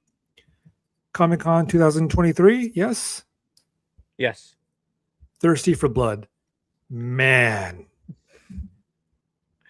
Look at it, yes. Talk about taking something that people crap on no reason, and then just a little bit of paint here and there in the right box, in the right accessory. Oh my God. I lost my goddamn mind when they announced this thing like 2 weeks before Comic-Con. Because I grew up, I hardcore collected those Dark Horse books. I love those Dark Horse books. You know, I got to meet Art Adams when I was 10 years old when those Dark Horse books were out. I'm probably one of the few people that actually have a Godzilla sketch by Art Adams that he didn't charge him $1,800 for because he gave it to me when I was a 10-year-old child. So it's one of my most prized possessions. When they announced this, I'm like, you take my... I wormed my way. I knew a dealer who had set up, and I greased some palms that year to get in early on preview night I got the, I'm not naming names, but he gave me the helper pass. I got in and I hung out for about 15, 20 minutes. And then I started seeing people walk around. I'm like, all right, I'm not getting yelled at. Let me saunter over. The show opens at 6. It's 5:15. Oh, look, someone's buying something from Super 7. Let me go over there. And immediately bought 3 of these, 1 for myself and 2 for other friends. And then loaded up. I got the T-shirt. I got and whatever else they had going on. Like, I literally had to go do a drop, but this was the only thing I wanted that year.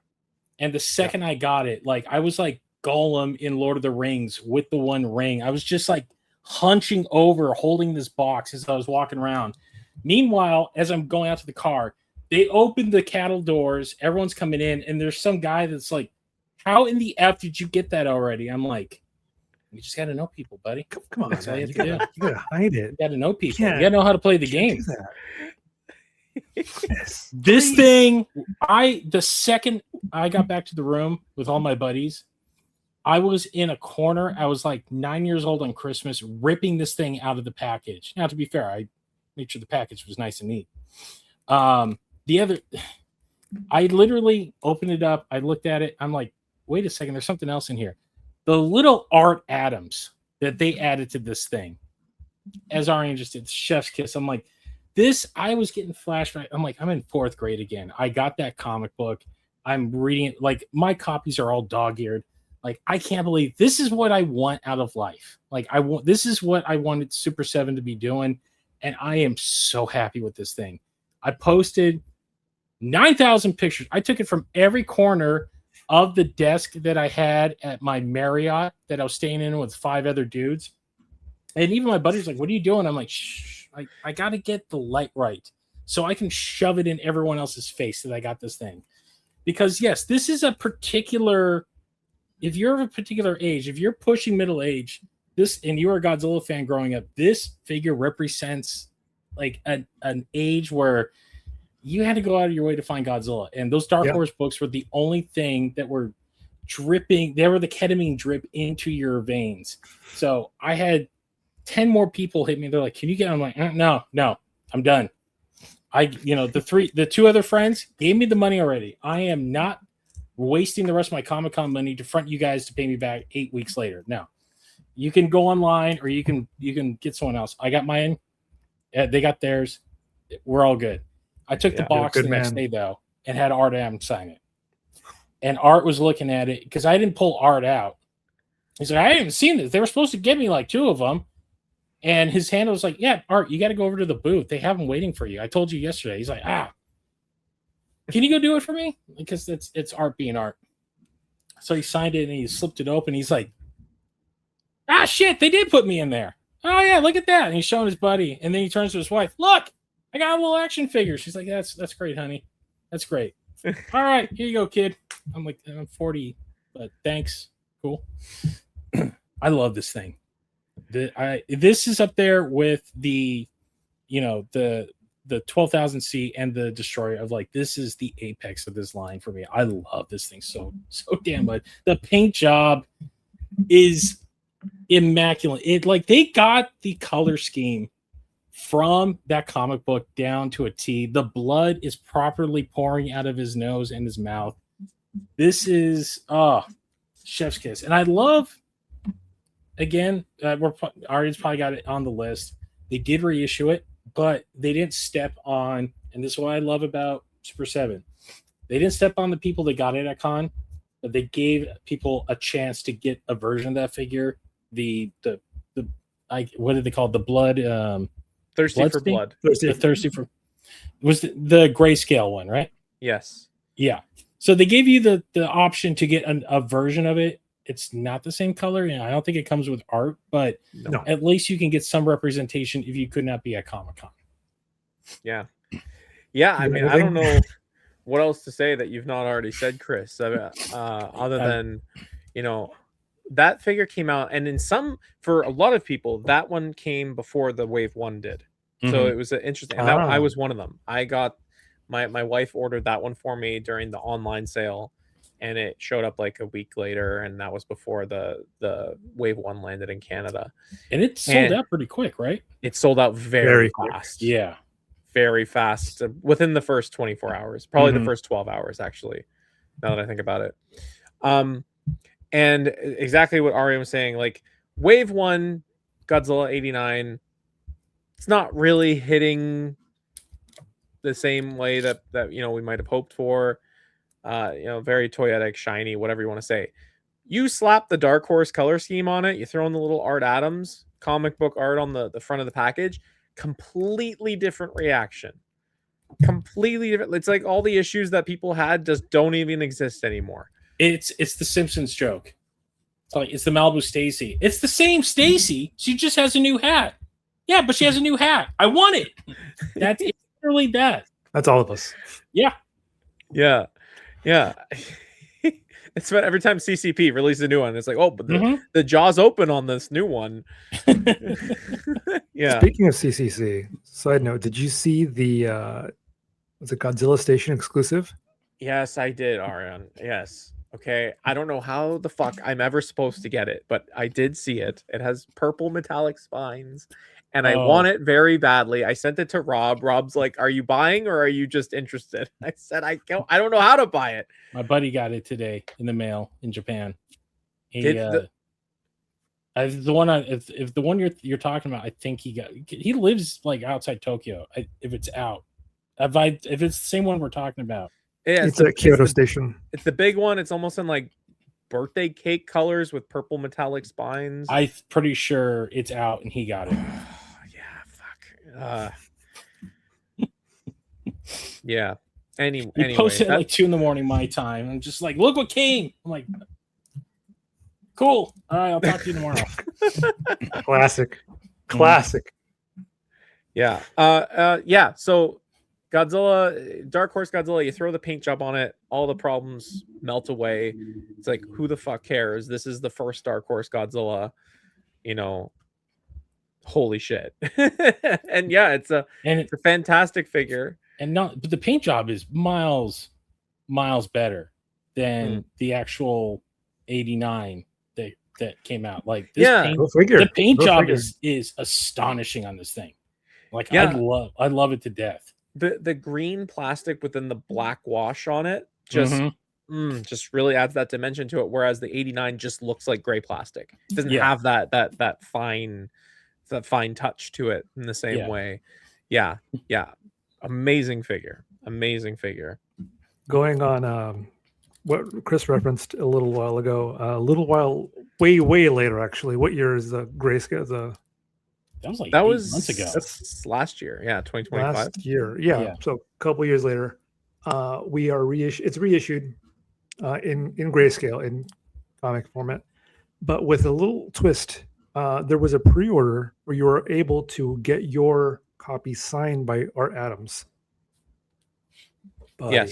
Yes. I think it was $30 extra. Sure. Yeah, that sounds about right. And that's come on, it's art.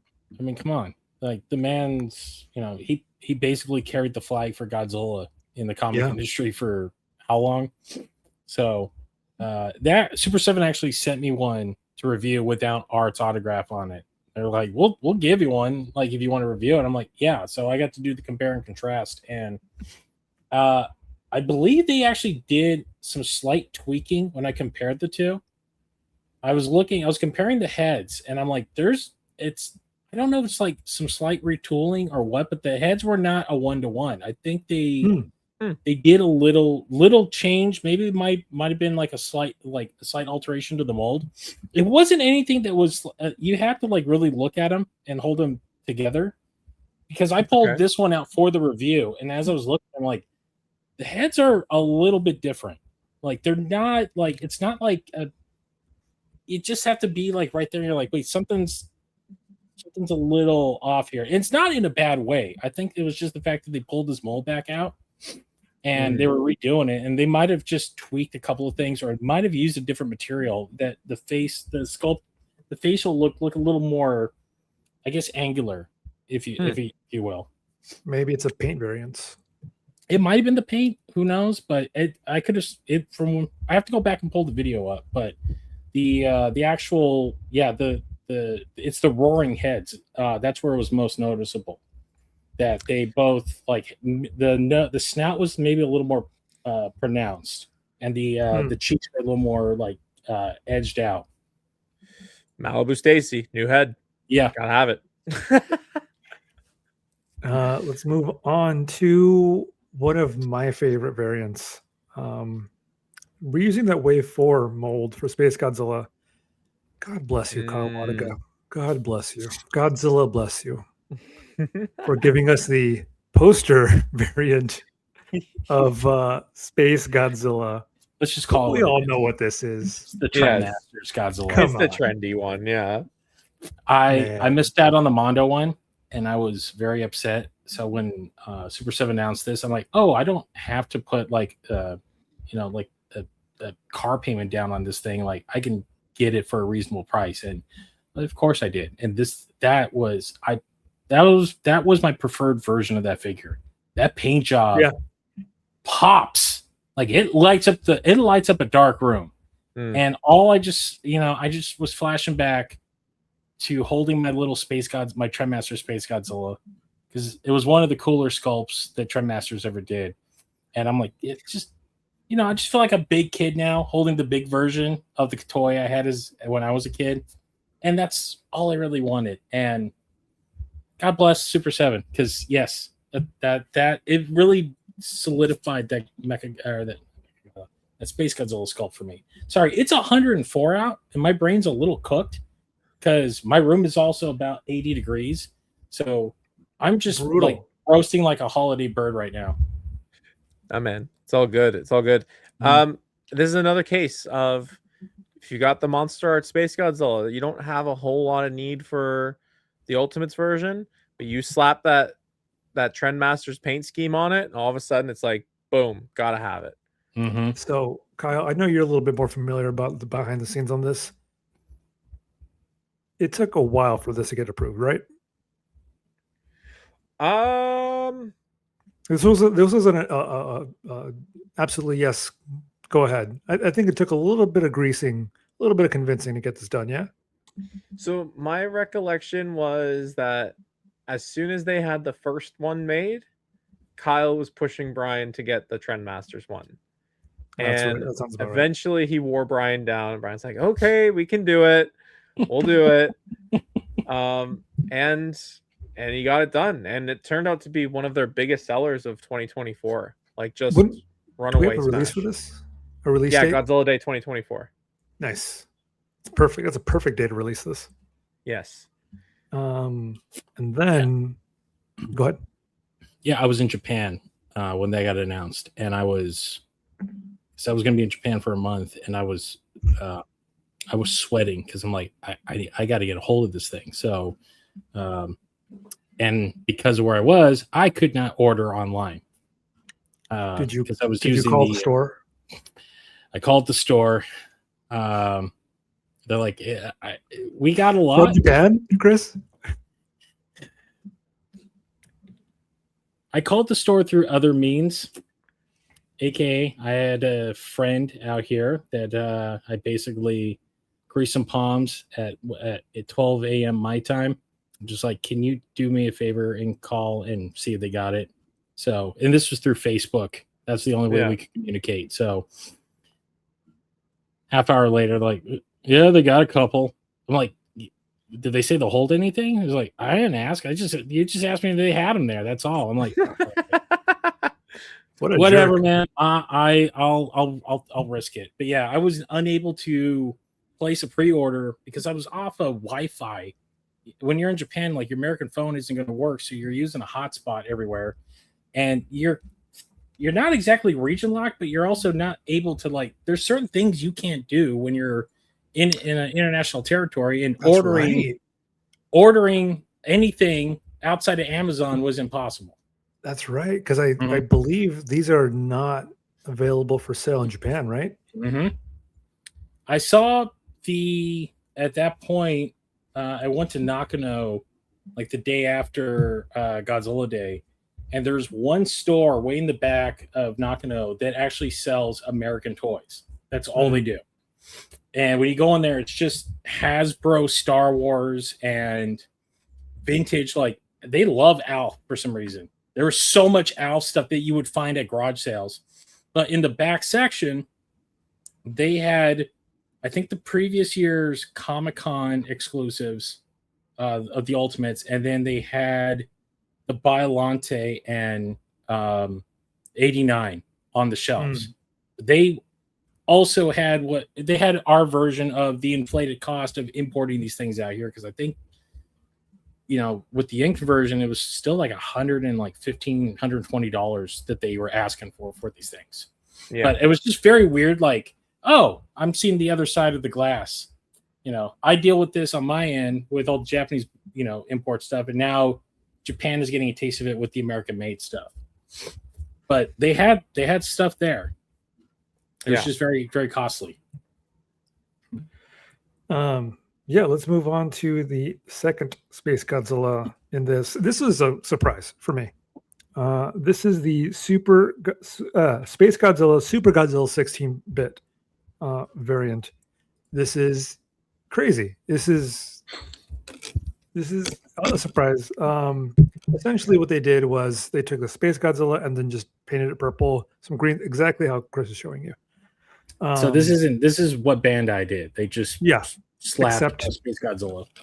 Right. So for Bandai, they changed the shoulders. Super 7's like, we don't need that. They just straight reissued it. I believe this was another Godzilla Day. Yep, Godzilla Day 2025. I remember the day that Kyle got this one approved, because we were talking about something and he messaged me. He's like, "Oh, got something approved today that I'm pretty excited about." And I literally, because Mondo did a variant like this too, and I literally just took the image of that and sent it to him, with no words, and he just sent back a green check mark emoji. Like, I knew right away what he was talking about.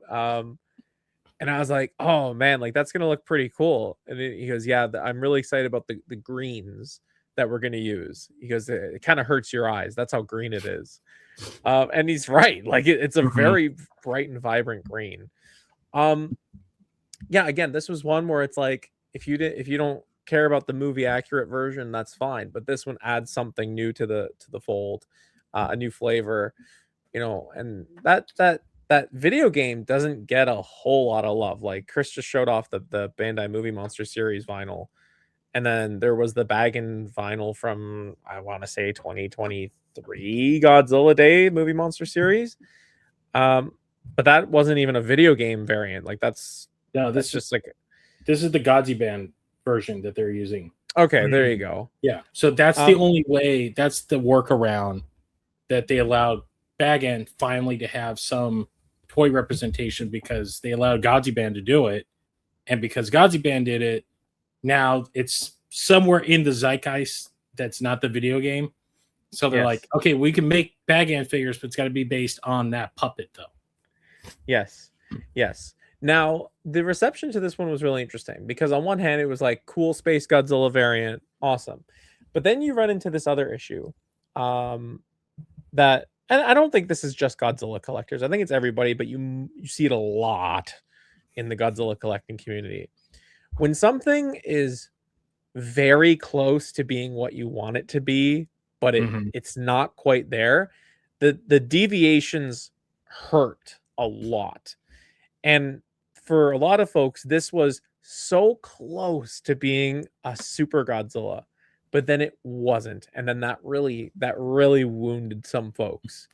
And I'm not saying like they're unjustified or whatever. No, there were some pretty bad actors though that were stirring the pot, saying like, oh, like this is the Super 7 Super Godzilla, it's so lazy. It's like, no, it's not Super Godzilla.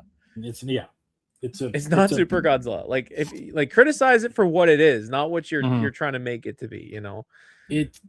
I believe me, I scream about this all the time with collectors, but I've tried to explain to American fans, especially younger ones that have, they're just getting into the collecting and they're only collecting high end stuff.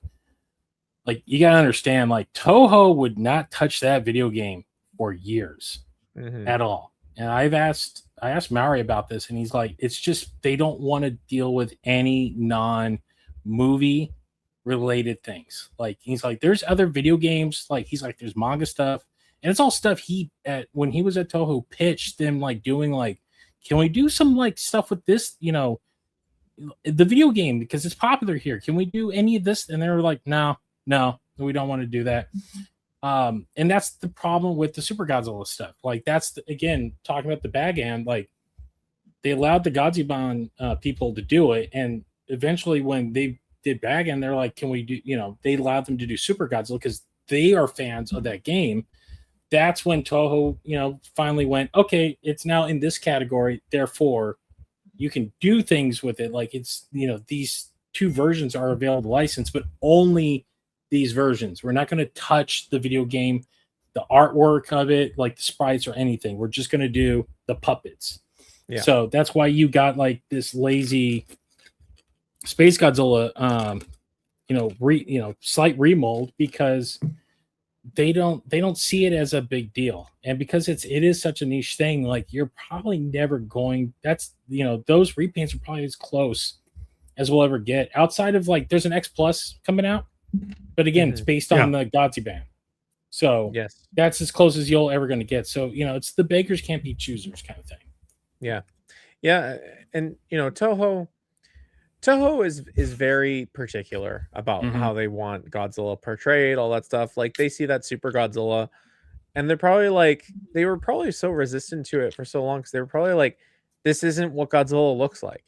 Yeah, he just doesn't look like this, and this is not how we want him to look. But then, you know, with enough pressure or whatever, the right moment, you know, you could do it. So to have gotten a Super Godzilla homage from an American company making American Godzilla product, you know, was it like the most the most labor intensive figure they could? No, but it's Space Godzilla in colors, paying homage to a video game that was a big part of a lot of us growing up. And it's also the inspiration for Space Godzilla. Like you know, Toho has acknowledged that. They're like, they took that Super Godzilla design and incorporated it into Space Godzilla. Yes. Yeah. So it's also like a play on that history. The fact that these two characters are strongly linked. But yeah, like there were some people who, again, rightfully, they're like, it's so close. It's so close to being the thing I want, but it's not quite there. And then there were others that were just like using it to turn the wheel, you know. It's just, yeah, they can like, shut up. It's cool. It's a cool figure. And that's, I mean, that's what Super 7 does. They just make cool figures. Yeah. It's a cool toy. That's all it needs to be sometimes. Yeah. Now this next one, I could have sworn it looks like a Comic-Con figure, but it wasn't a Comic-Con figure. It was shown off at a Comic-Con, but this is the Burning 1200 Degrees clear version. Blazing Godzilla 200 Degrees Clear Orange. The title's a little, because it's referencing the 1200 degree, and it's, hey, relax. But this is a translucent orange and red Godzilla 95. I love this figure so much. I love it because it looks almost exactly like the first Tamashii Nations, the first Comic-Con, yes. San Diego Comic-Con Explosion, I think is what it was called. It looks just like it. Yeah. But it's bigger and it's Super 7. And do we have a date on this? Yeah, so it was shown off Comic-Con 2024. Yes. And then came in stock, I want to say September 2024. Sounds about right. So as soon as they solicited it, it was ready. You could buy it, shipped immediately. Yeah. I love it. Again, sucker for 95s. Chris, you got anything to say about this one? This one fell into that category of the Bandai theater exclusives. Like I for some reason they don't do it for me. I know a lot of people that absolutely love them, and I'm like, I have Zombie Godzilla. Like I'm good. Like Fair enough. I'm cool. Like, you know, to be fair, I'm not knocking the figure. It's just I'm not a big fan of just solid colored figures. Fair. I That's very never fair. got into the theater exclusives. They never did anything for me. But I know people, including Arian, that love those. They love the colorways. They just don't do anything for me. All right, let's move on to our last, as of right now, as of this recording, exclusive. This is the Heat Ray 89 Godzilla. It is a reissue. It's, I believe, it's a New York Comic Con. Do you remember what year? New York Comic Con 2023. Yeah, that sounds about right. It's a reissue of the 89 with glow in the dark spines and a heat beam and a beam. This is the first time that we get a beam in this in any Ultimate, right? Yes. Yeah, and it was like that long, and it glowed in the dark. Yeah, it glowed in the dark along with the spines. They glowed green, which kind of threw me off a little bit because, like, obviously it's a blue beam. But yes, this one, Thirsty for Blood and Wave 1 all landed at the same time, but then Super 7 waited until New York Comic Con to put up the Heat Ray version. Yeah, it's very similar to Wave 1, but the distinction is that the spines are blue, and then when you charge them up, they glow green at night, and they has the Heat Ray head. The Heat Ray, very large Heat Ray. You'll notice that with like Wave 7, with the new Showa Wave, the beams are much shorter, and I suspect it's to prevent sagging and also to preserve shelf space. Because let's be honest, like the beam, yeah, it's cool to have a beam that long, but that is a ton of real estate, especially at the 8-inch scale toy figure, like the toy scale, right? That being said, yeah, it's pretty cool. There were some people that were upset about the beam being held for a dedicated beam variant rather than being included with the Wave 1. Right. And it's like, dude, like, if you're going to complain about accuracy, you can't have a standard Godzilla with a beam. It's the same people complaining. Yeah. It's the same. Like, you would want his spines to be blue, but now because you need a spine a release where the spines are blue, you're saying, well, they should have included, like, whatever. That is actually the only Toho Ultimate I have skipped, mostly because I don't display beam effects because they take up so much real estate. Especially this one. And I think at the time financially, it was just like, oh man, I just don't want to throw down $85 for this. So yeah, there are some days where I see it on eBay and I'm like, oh, I could buy it, but because there's that part of it is like I have almost all of them. I could close the gap, but yeah, like I've been there when you're like, I'm like 95% like complete on this line that I'm currently collecting, but there's just two figures I really don't care about. Yeah, and then you see them, they're kind of on sale, and you're like, all right. And there's like the cool, I finished it, but there's also like a weird hollowness to it. Like I've done it with some Star Wars stuff. I've done it with TMNT stuff. To the point I'm like, did I really need these other than to say I have them all? Because I open them and like I didn't even want these things. I got them on at the tail end of their run. They were on sale. And even then, it's like you'll be the first to go if I ever have to sell. Like there's always that. Yeah. Yeah. It's like you felt like you needed it despite the fact you didn't want it. Yeah. It's the what's it called? Wabi Sabi, whatever Bobby Hill says to his dad. It's like, I kind of like that it's missing one. I kind of like that it's not. But that puts into our final category. We've already talked about the first two is the -1. This is the -1 category. Sorry. We've talked about the -1 and the minus color, both amazing figures. I mean, we can go on and on about this, but then comes again another one that just came out of nowhere. Well, they kind of just dropped this one. The charging one, right? The charging one, yeah. Charging, yeah. It just kind of came out of nowhere, and I'm like, ooh, that one actually looks much cooler. I didn't realize you could make it even cooler, but this was my favorite version of this figure. Yeah, what is it, Chris? It's it's the -1 charging. What's the difference between this one and the original? It's the fins. The fins were clear, like not exactly clear, but they were a Glow in the dark. Yeah, pretty much, yeah. But they were, but they had a blue already hued to them, so even in the light. And did they elevate the spines like the movie too? Yeah, they extended. Yes, and that was the big sell for me. Like the spines were already out. The mouth also had the blue charge as well too. Yep. So you already took an already amazing figure and just made it even better. Like yes, this is my personal pet peeve with the modern Godzilla designs, both with Japan side and the legendary side. Like, color the goddamn spikes.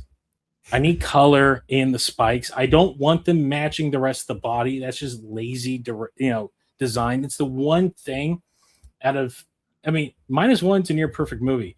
My only quip is it's my quip with every Spider-Man movie. Why does the mask have to get destroyed in the final battle so we can see? Like, leave the goddamn mask alone. I know who the actor is under there. I don't need to see his face.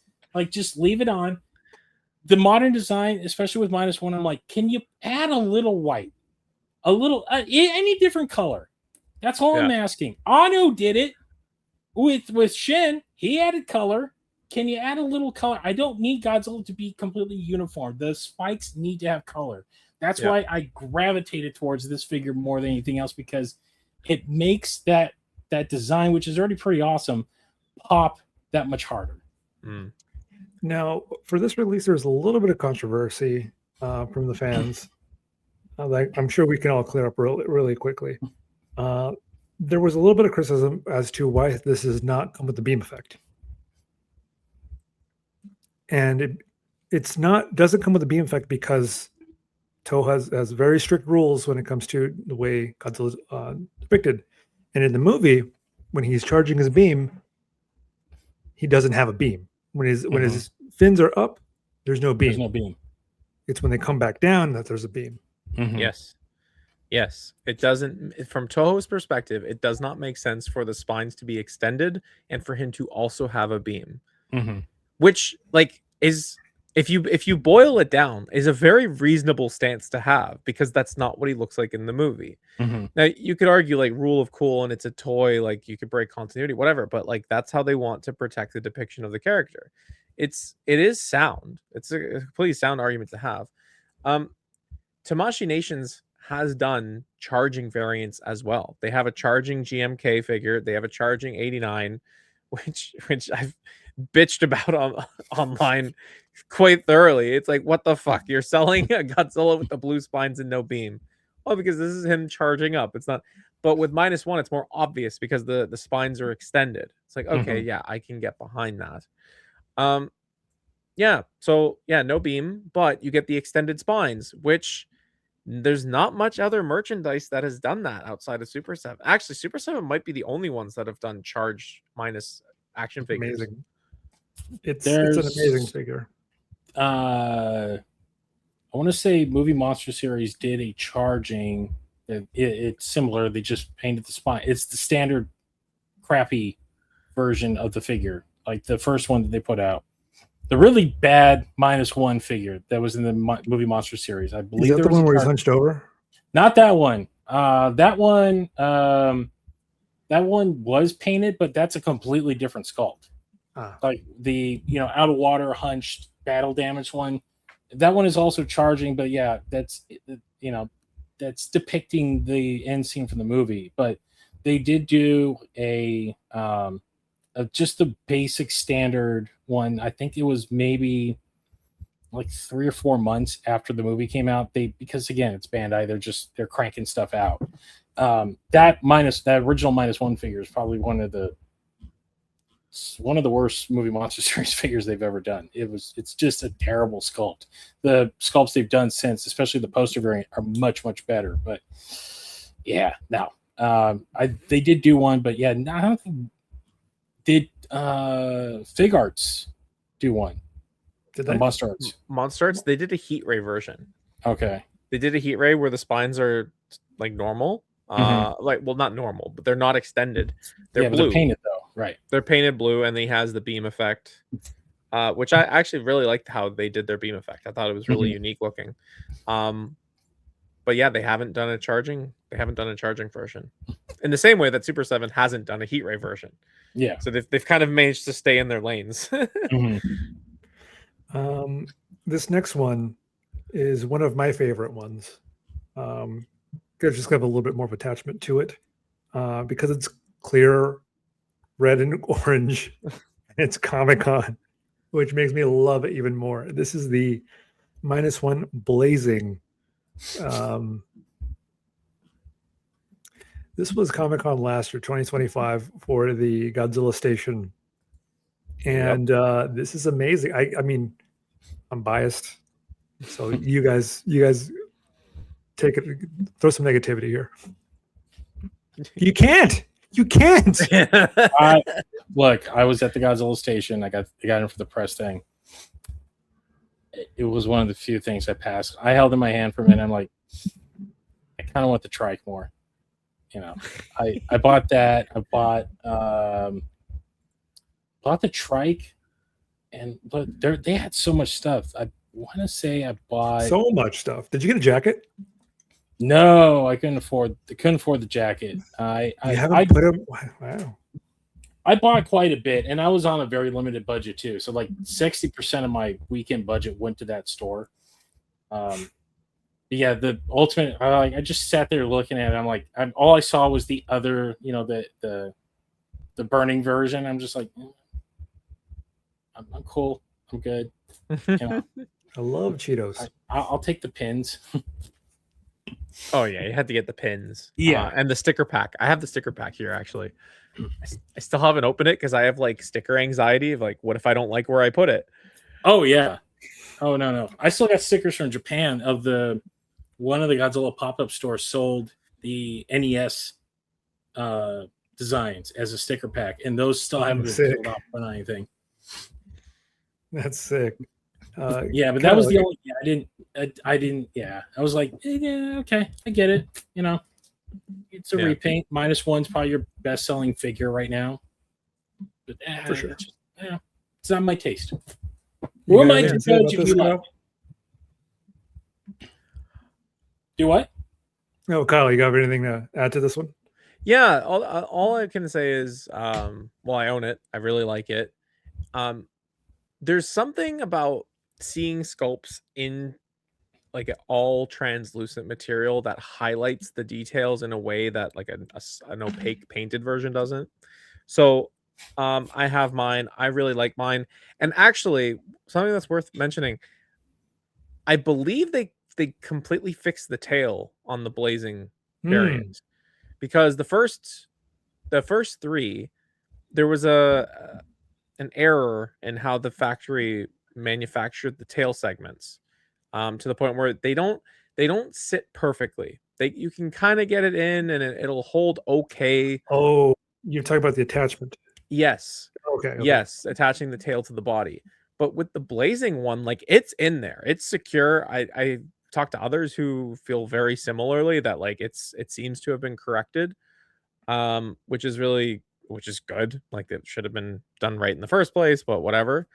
But that gives me hope for the next minus variant, which we will get to just 1 second, because we still have to talk about another one that just came out of nowhere. Oh, right. I thought there was no way we were going to get this version, but we're getting Odo Island. What's the official name of this? It's the Monster of Odo Island. So yeah, Tamashii Nation calls it the Monster of Odo Island. I think this one is just Odo Island version. This is still up for pre-order through Amazon. It's an Amazon exclusive. Do we have a date on this? It's November, right? It went up in May. Yes, it went up in May, and then, or no, it went up in April. Sorry, it went up in April. Maybe May. No, April. Anyway, Q2. It went up in Q2, and it is going to be shipping in January from Amazon. It is an Amazon exclusive, which is really interesting. It's also hot on the heels of the Tamashii Nations version going up for solicitation. So yeah, some interesting things going on there, but it's a large figure. It's like 6.7 inches tall. It's gonna have the new tail articulation scheme that we saw with the Shin Godzilla. He has both a hinged head and a static coherent head. So if you want him roaring with that membrane and all looks preserved, it's all one piece, you get that option. But then if you want the play factor of having a hinged jaw that opens and closes, you also have that option. I think that is the perfect combination that Super 7's landed on. And you can see they've done it for Wave 7 with the Showa Ultimates as well. Like, I totally understand why they want to do the static heads. But if they're giving, as long as they're giving me a dynamic head as well, we're good. It's all gravy. It's all gravy. Yeah. Chris, you got anything to say about this one? I can't wait for this. Like, awesome. you know, it it already looked better than the Tamashii version, in my opinion. You're a big fan of this version, of it, right? Yes, because I lost my mind seeing that show up when I saw it in Japan. You know, Bloodshot. I told the story. You know, Bloodshot. I 20 hours up at that point, and sitting next to my friend Jessica, who had watched the movie, didn't tell me that she saw it already with English subtitles. So as I'm sitting there, it's like watching Rogue One, and Grand Moff Tarkin turns around. I'm just like, are you shitting me right now? Like, you're doing this? Like, they're doing a Godzillasaurus, and that's what I call it. I don't do this Odo Island nonsense. Let's just call it what it is. It's Godzillasaurus. Like, of all the things that movie could have pulled out, like, this is the thing you're doing? All right, cool, but this is wild. And not only that, but it's honestly probably the closest I'll ever get to getting a William Stout design Godzilla, because that Odo Island Godzilla and Stout's Godzilla for his for the Steve Miner movie that never got made are shockingly close in look. Yeah. Like, I Yamazaki had to have like looked at that thing. It's like, that's kind of a cool thing. Like, let me incorporate a lot of this stuff into this, you know, dinosaur we're going to see for about 4.5 minutes on screen. But when I saw that, like, those are the two things going through my head. I'm like, get the hell out of here. So there's a part of me that kind of I just want it for just that fact of like, this will probably be the only way I'll ever get this kind of cool design that Stout did back in the 80s. Like, you know, you can maybe have someone, you know, touch it up, but it does look amazing. Like, as you said, the static head with the membrane, everything, like the drool, all that, like, it looks so much better than whatever Tamashii has been, you know, parading around for the last like 4 or 5 months. Because I've seen the pictures of the Tamashii on display, and I'm like, I mean, it's cold, it's somewhat in scale with the others, but I'm like, this one looks that much more, you know, the Super 7 one is far more dynamic. Like, because of the size of it, you got a lot more detail out of it. And for what I'm assuming is probably a cheaper price point too. It is at $80. Yes. Mm-hmm. Yeah, it's undercutting by 30 US dollars. Yeah. Yeah, that's why I'm not a Monster Arts guy. Like, I can't justify that much for those kinds of figures. Like, for a Ultimate, that 100%, because that's going to be a heftier, bulkier figure with far more detailing on it. Yeah.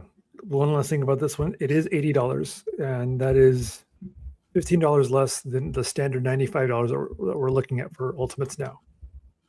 It's a smaller figure, but yeah, I can't wait to get this as well. Now let's move on to our final entry into this. As of this recording, last time we recorded, this was teased, and Kyle put up this, this Victor Silva, him going crazy at like 1 a.m, trying to figure out what this thing was. It's great comedy. I highly recommend you watch that video. But now it's been revealed, and Kyle, take it away. Yeah. So the official title, I think, is Fully Charged. Mm-hmm. Fully Charged Godzilla -1. It is the charging sculpt cast in crystal blue plastic with black and silver painted highlights over the body. And I think light blue highlights down the tail as well. It is It's unclear as to whether it's an homage to the final battle scene of -1. It does appear to be. That's what it feels like.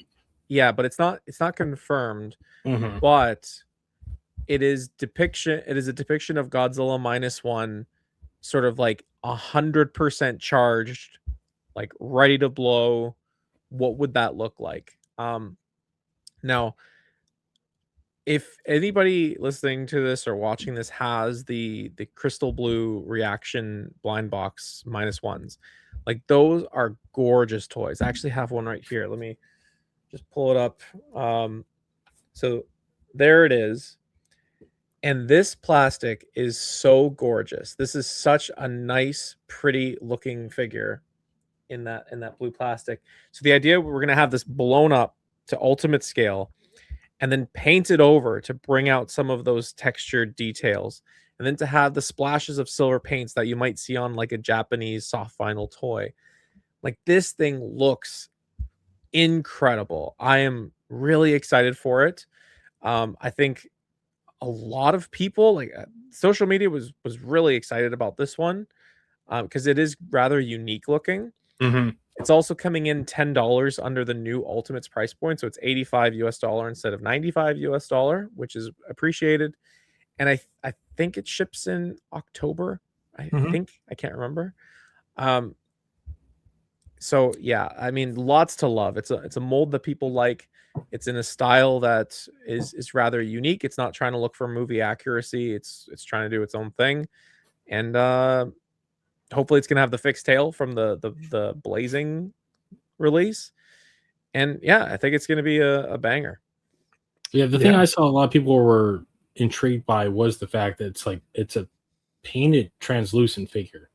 Like, yes. I'm trying to rack my head, like, has anyone really done that? Because I think I mean, you can argue the 12,000 C's kind of like that, but like, it's not like this. This is like the whole body, and then they're adding the painting details. So you get the if you put a light next to it, you're going to get the glow effect in certain areas instead of just like putting like a breastplate that's translucent over.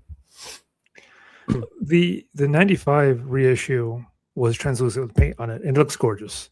Does it? It looks gorgeous. Yeah. Yeah. This looks like a vinyl toy. This looks like a vinyl designer toy. Every angle you look at it, I think it looks exactly like one that already exists. The name escapes me, but is it Frog Tree? Something like that. I think that's those frog. Oh, the vinyl arts. Something like that. Yeah. Until otherwise, this is gonna be my pressure damage version. This is until they come out with something new. This is gonna be great. This is gonna look gorgeous on a shelf with some good lighting. It's gonna be great. It's gonna look gorgeous. Yes. Yeah. There have been some questions around, like, if this is meant to pay homage to pressure damage, like, why didn't they just make a pressure damaged one? And with that, like, the pressure damage in like depiction on screen, like, that's completely new design. Like, that is all new tooling you need. And with something like that, you need to be assured that you can get at least 2 uses out of the sculpt.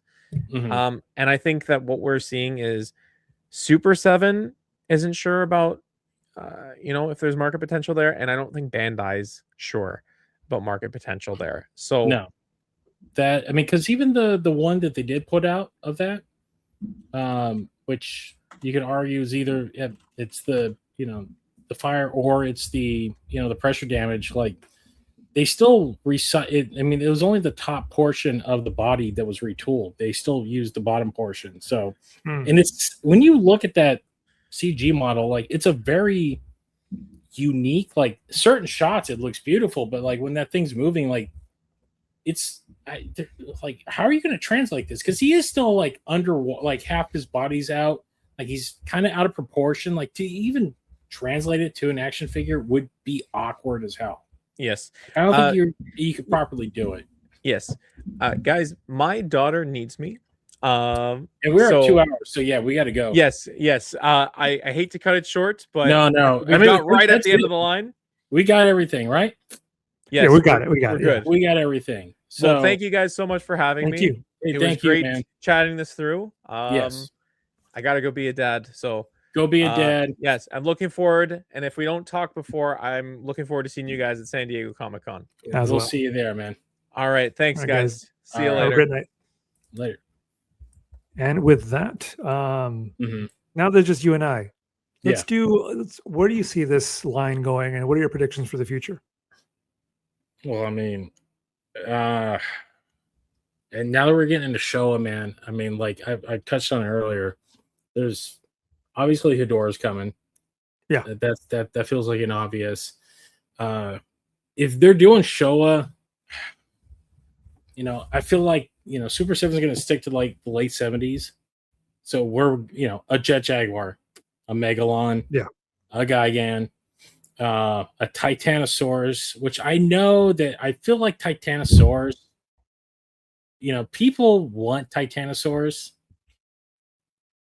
King Caesar actually would be awesome. I would love. We want a Titanosaurus. You and I want Titanosaurus. I think a Titanosaurus actually would sell.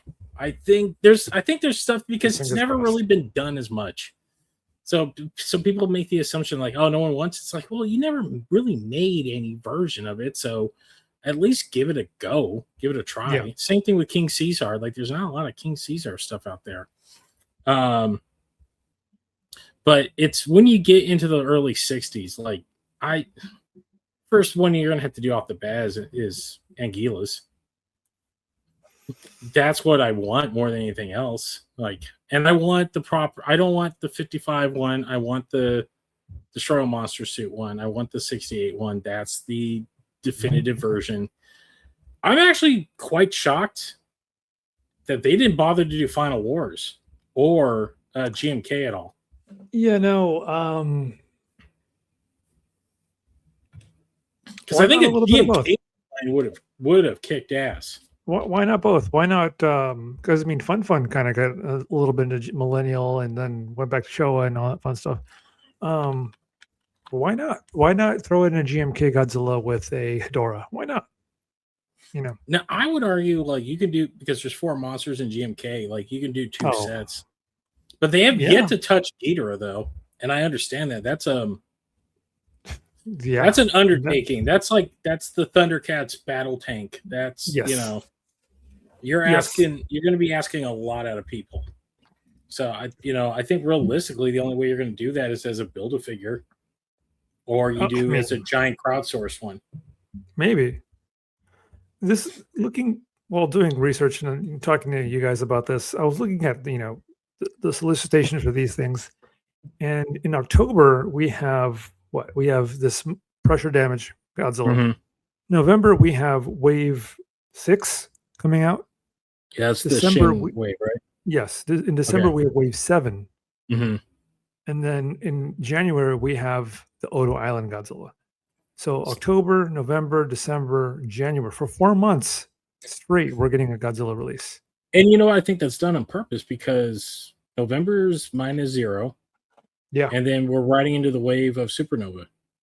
Yeah. What better time? Like you have, that's the beauty about those 2 movies coming out with each other, within 4 months. Like you got a good wave of October to next April. So that's a good window to get quite a few things out, hammer them down. And then, things will probably quiet down for a little bit unless, if Supernova is a home run or Toho already has something cooking and they're just waiting for -0 to, to do its thing. We don't know. So, that's going to be the great question. It's like, all right, like the only thing we know that's coming is that anime. Yeah. Look, as far as Super 7 Ultimate releases, I don't think we're going to get an anime Godzilla anytime soon. No. I don't think they'll ever touch anything like that. Maybe Hanna-Barbera. Maybe. Oh my god, yes, Hanna-Barbera. I know the Marvel Godzillas. The Marvel Godzilla might have been now that Marvel's working with Toho again, Mhm. like we might be able to get that Godzilla out of limbo. Maybe I maybe would they love a actually- Marvel like Super 7 would be the only people I would trust to actually do that. there's so much that they can. I would love Charles Barkley Godzilla. I think that's right up Yes. Super 7's. I would love that. Honestly, I mean- that's the thing I've asked for. I'm like, I want some deep cut stuff. Like, yeah, do the Barkley Godzilla, do the Marvel, like, give me a Red Ronin, and give me a Yetagar, and maybe the Beta Beast. Like, you could do a whole wave, and like even if you did as a limited edition wave, like maybe like 2,000 of each. Like, I think that would sell. But I definitely think Megalon, Jet Jaguar, Hedorah. I think those we're gonna dance in the 70s for a while, Listen, or at least for a hot minute. As far as releases go, it's only a matter of time for Hedorah and then a version of Ghidorah, whether it's Mecha Ghidorah, Heisa Ghidorah, 2001. It could be. It's only a matter of time. Do you think we get a proper Rodan? I'm surprised we haven't got one so far. I mean, I'm actually legit shocked, especially the big five. Like, I'm surprised. It's just a so matter of time. I think so too. I believe we'll get a Rodan before we get an Anguirus. It bothers me. That bothers me for some reason. I don't know why, but it just bothers me. Once we I mean, I think the line's in good hands. I believe it's a healthy line. I'm excited for what comes next. As am I. And I mean, I love this line. This is great. Keep at it. Because they're high. Keep supporting. They're high quality toys. That's what these are at the end of the day. They're toys, guys. Yeah. Collectibles are collectible, but they're still toys at the end of the day. And I quote a friend of mine. He's like, "All men are boys at heart, and boys love their toys. But the important thing is that toys have to be played with." So take that for what you will. I think that's a great way of to wrap sending up this out. Yeah. So Ultimates is done. We got our first real big heavy duty line down. Took us 2 episodes, but we got it down. Yeah. Arian, what are we looking at next? We are looking, without giving too much away, we are looking at another highly articulated toy line. And then we're going to go back to a classic toy line that I think we all know and love very well, without giving too much away. Yeah. But that being said, Kyle from Kaiju Canuck. Hey, you got to work on your landing, sir. We gotta work on that. Thank you, Kyle, again for joining us. You can look him up at YouTube, Kaiju Canuck. Chris, where can you find us? You can find us on all of your favorite social media platforms. We're on X at the Kaiju Kingdom. We're on Instagram at the Kaiju Kingdom and Facebook.com/the Kaiju Kingdom Podcast. If you're watching us on here, we do have a website. It's called the Kaiju Kingdom Podcast, where the main shows, ironically, the Kaiju Kingdom Podcast, and Ari and I's other show, Common Kaisers, audio versions you can download there if you're listening to us in the car. And if you like these shows, I don't like doing the like and subscribe because I don't like sounding like a douchebag. Like, smash that like button. I don't do that. I'm 40. Please smash the like button. Please like and subscribe. I'll do that for you. I tell everyone, like, I'm not your dad. Do what you want. But if you want to go ahead. What could it hurt? If you like and subscribe, here's my high five. Thanks, dude. So, but actually, no, we actually got great feedback on the last show. So, thank you for those who are watching. Like, I know the YouTube's a big, vast thing. So, when we do these, we don't get a lot of feedback because it's just the nature of the beast. But when we do, it's interesting to hear from you guys and your thoughts. So, keep that up. All right, Arian, take us out. All right. Thank you from us, from Kyle, Kaiju Canuck, Chris, and myself. That being said, we'll see you at the toy aisle. Good night, guys.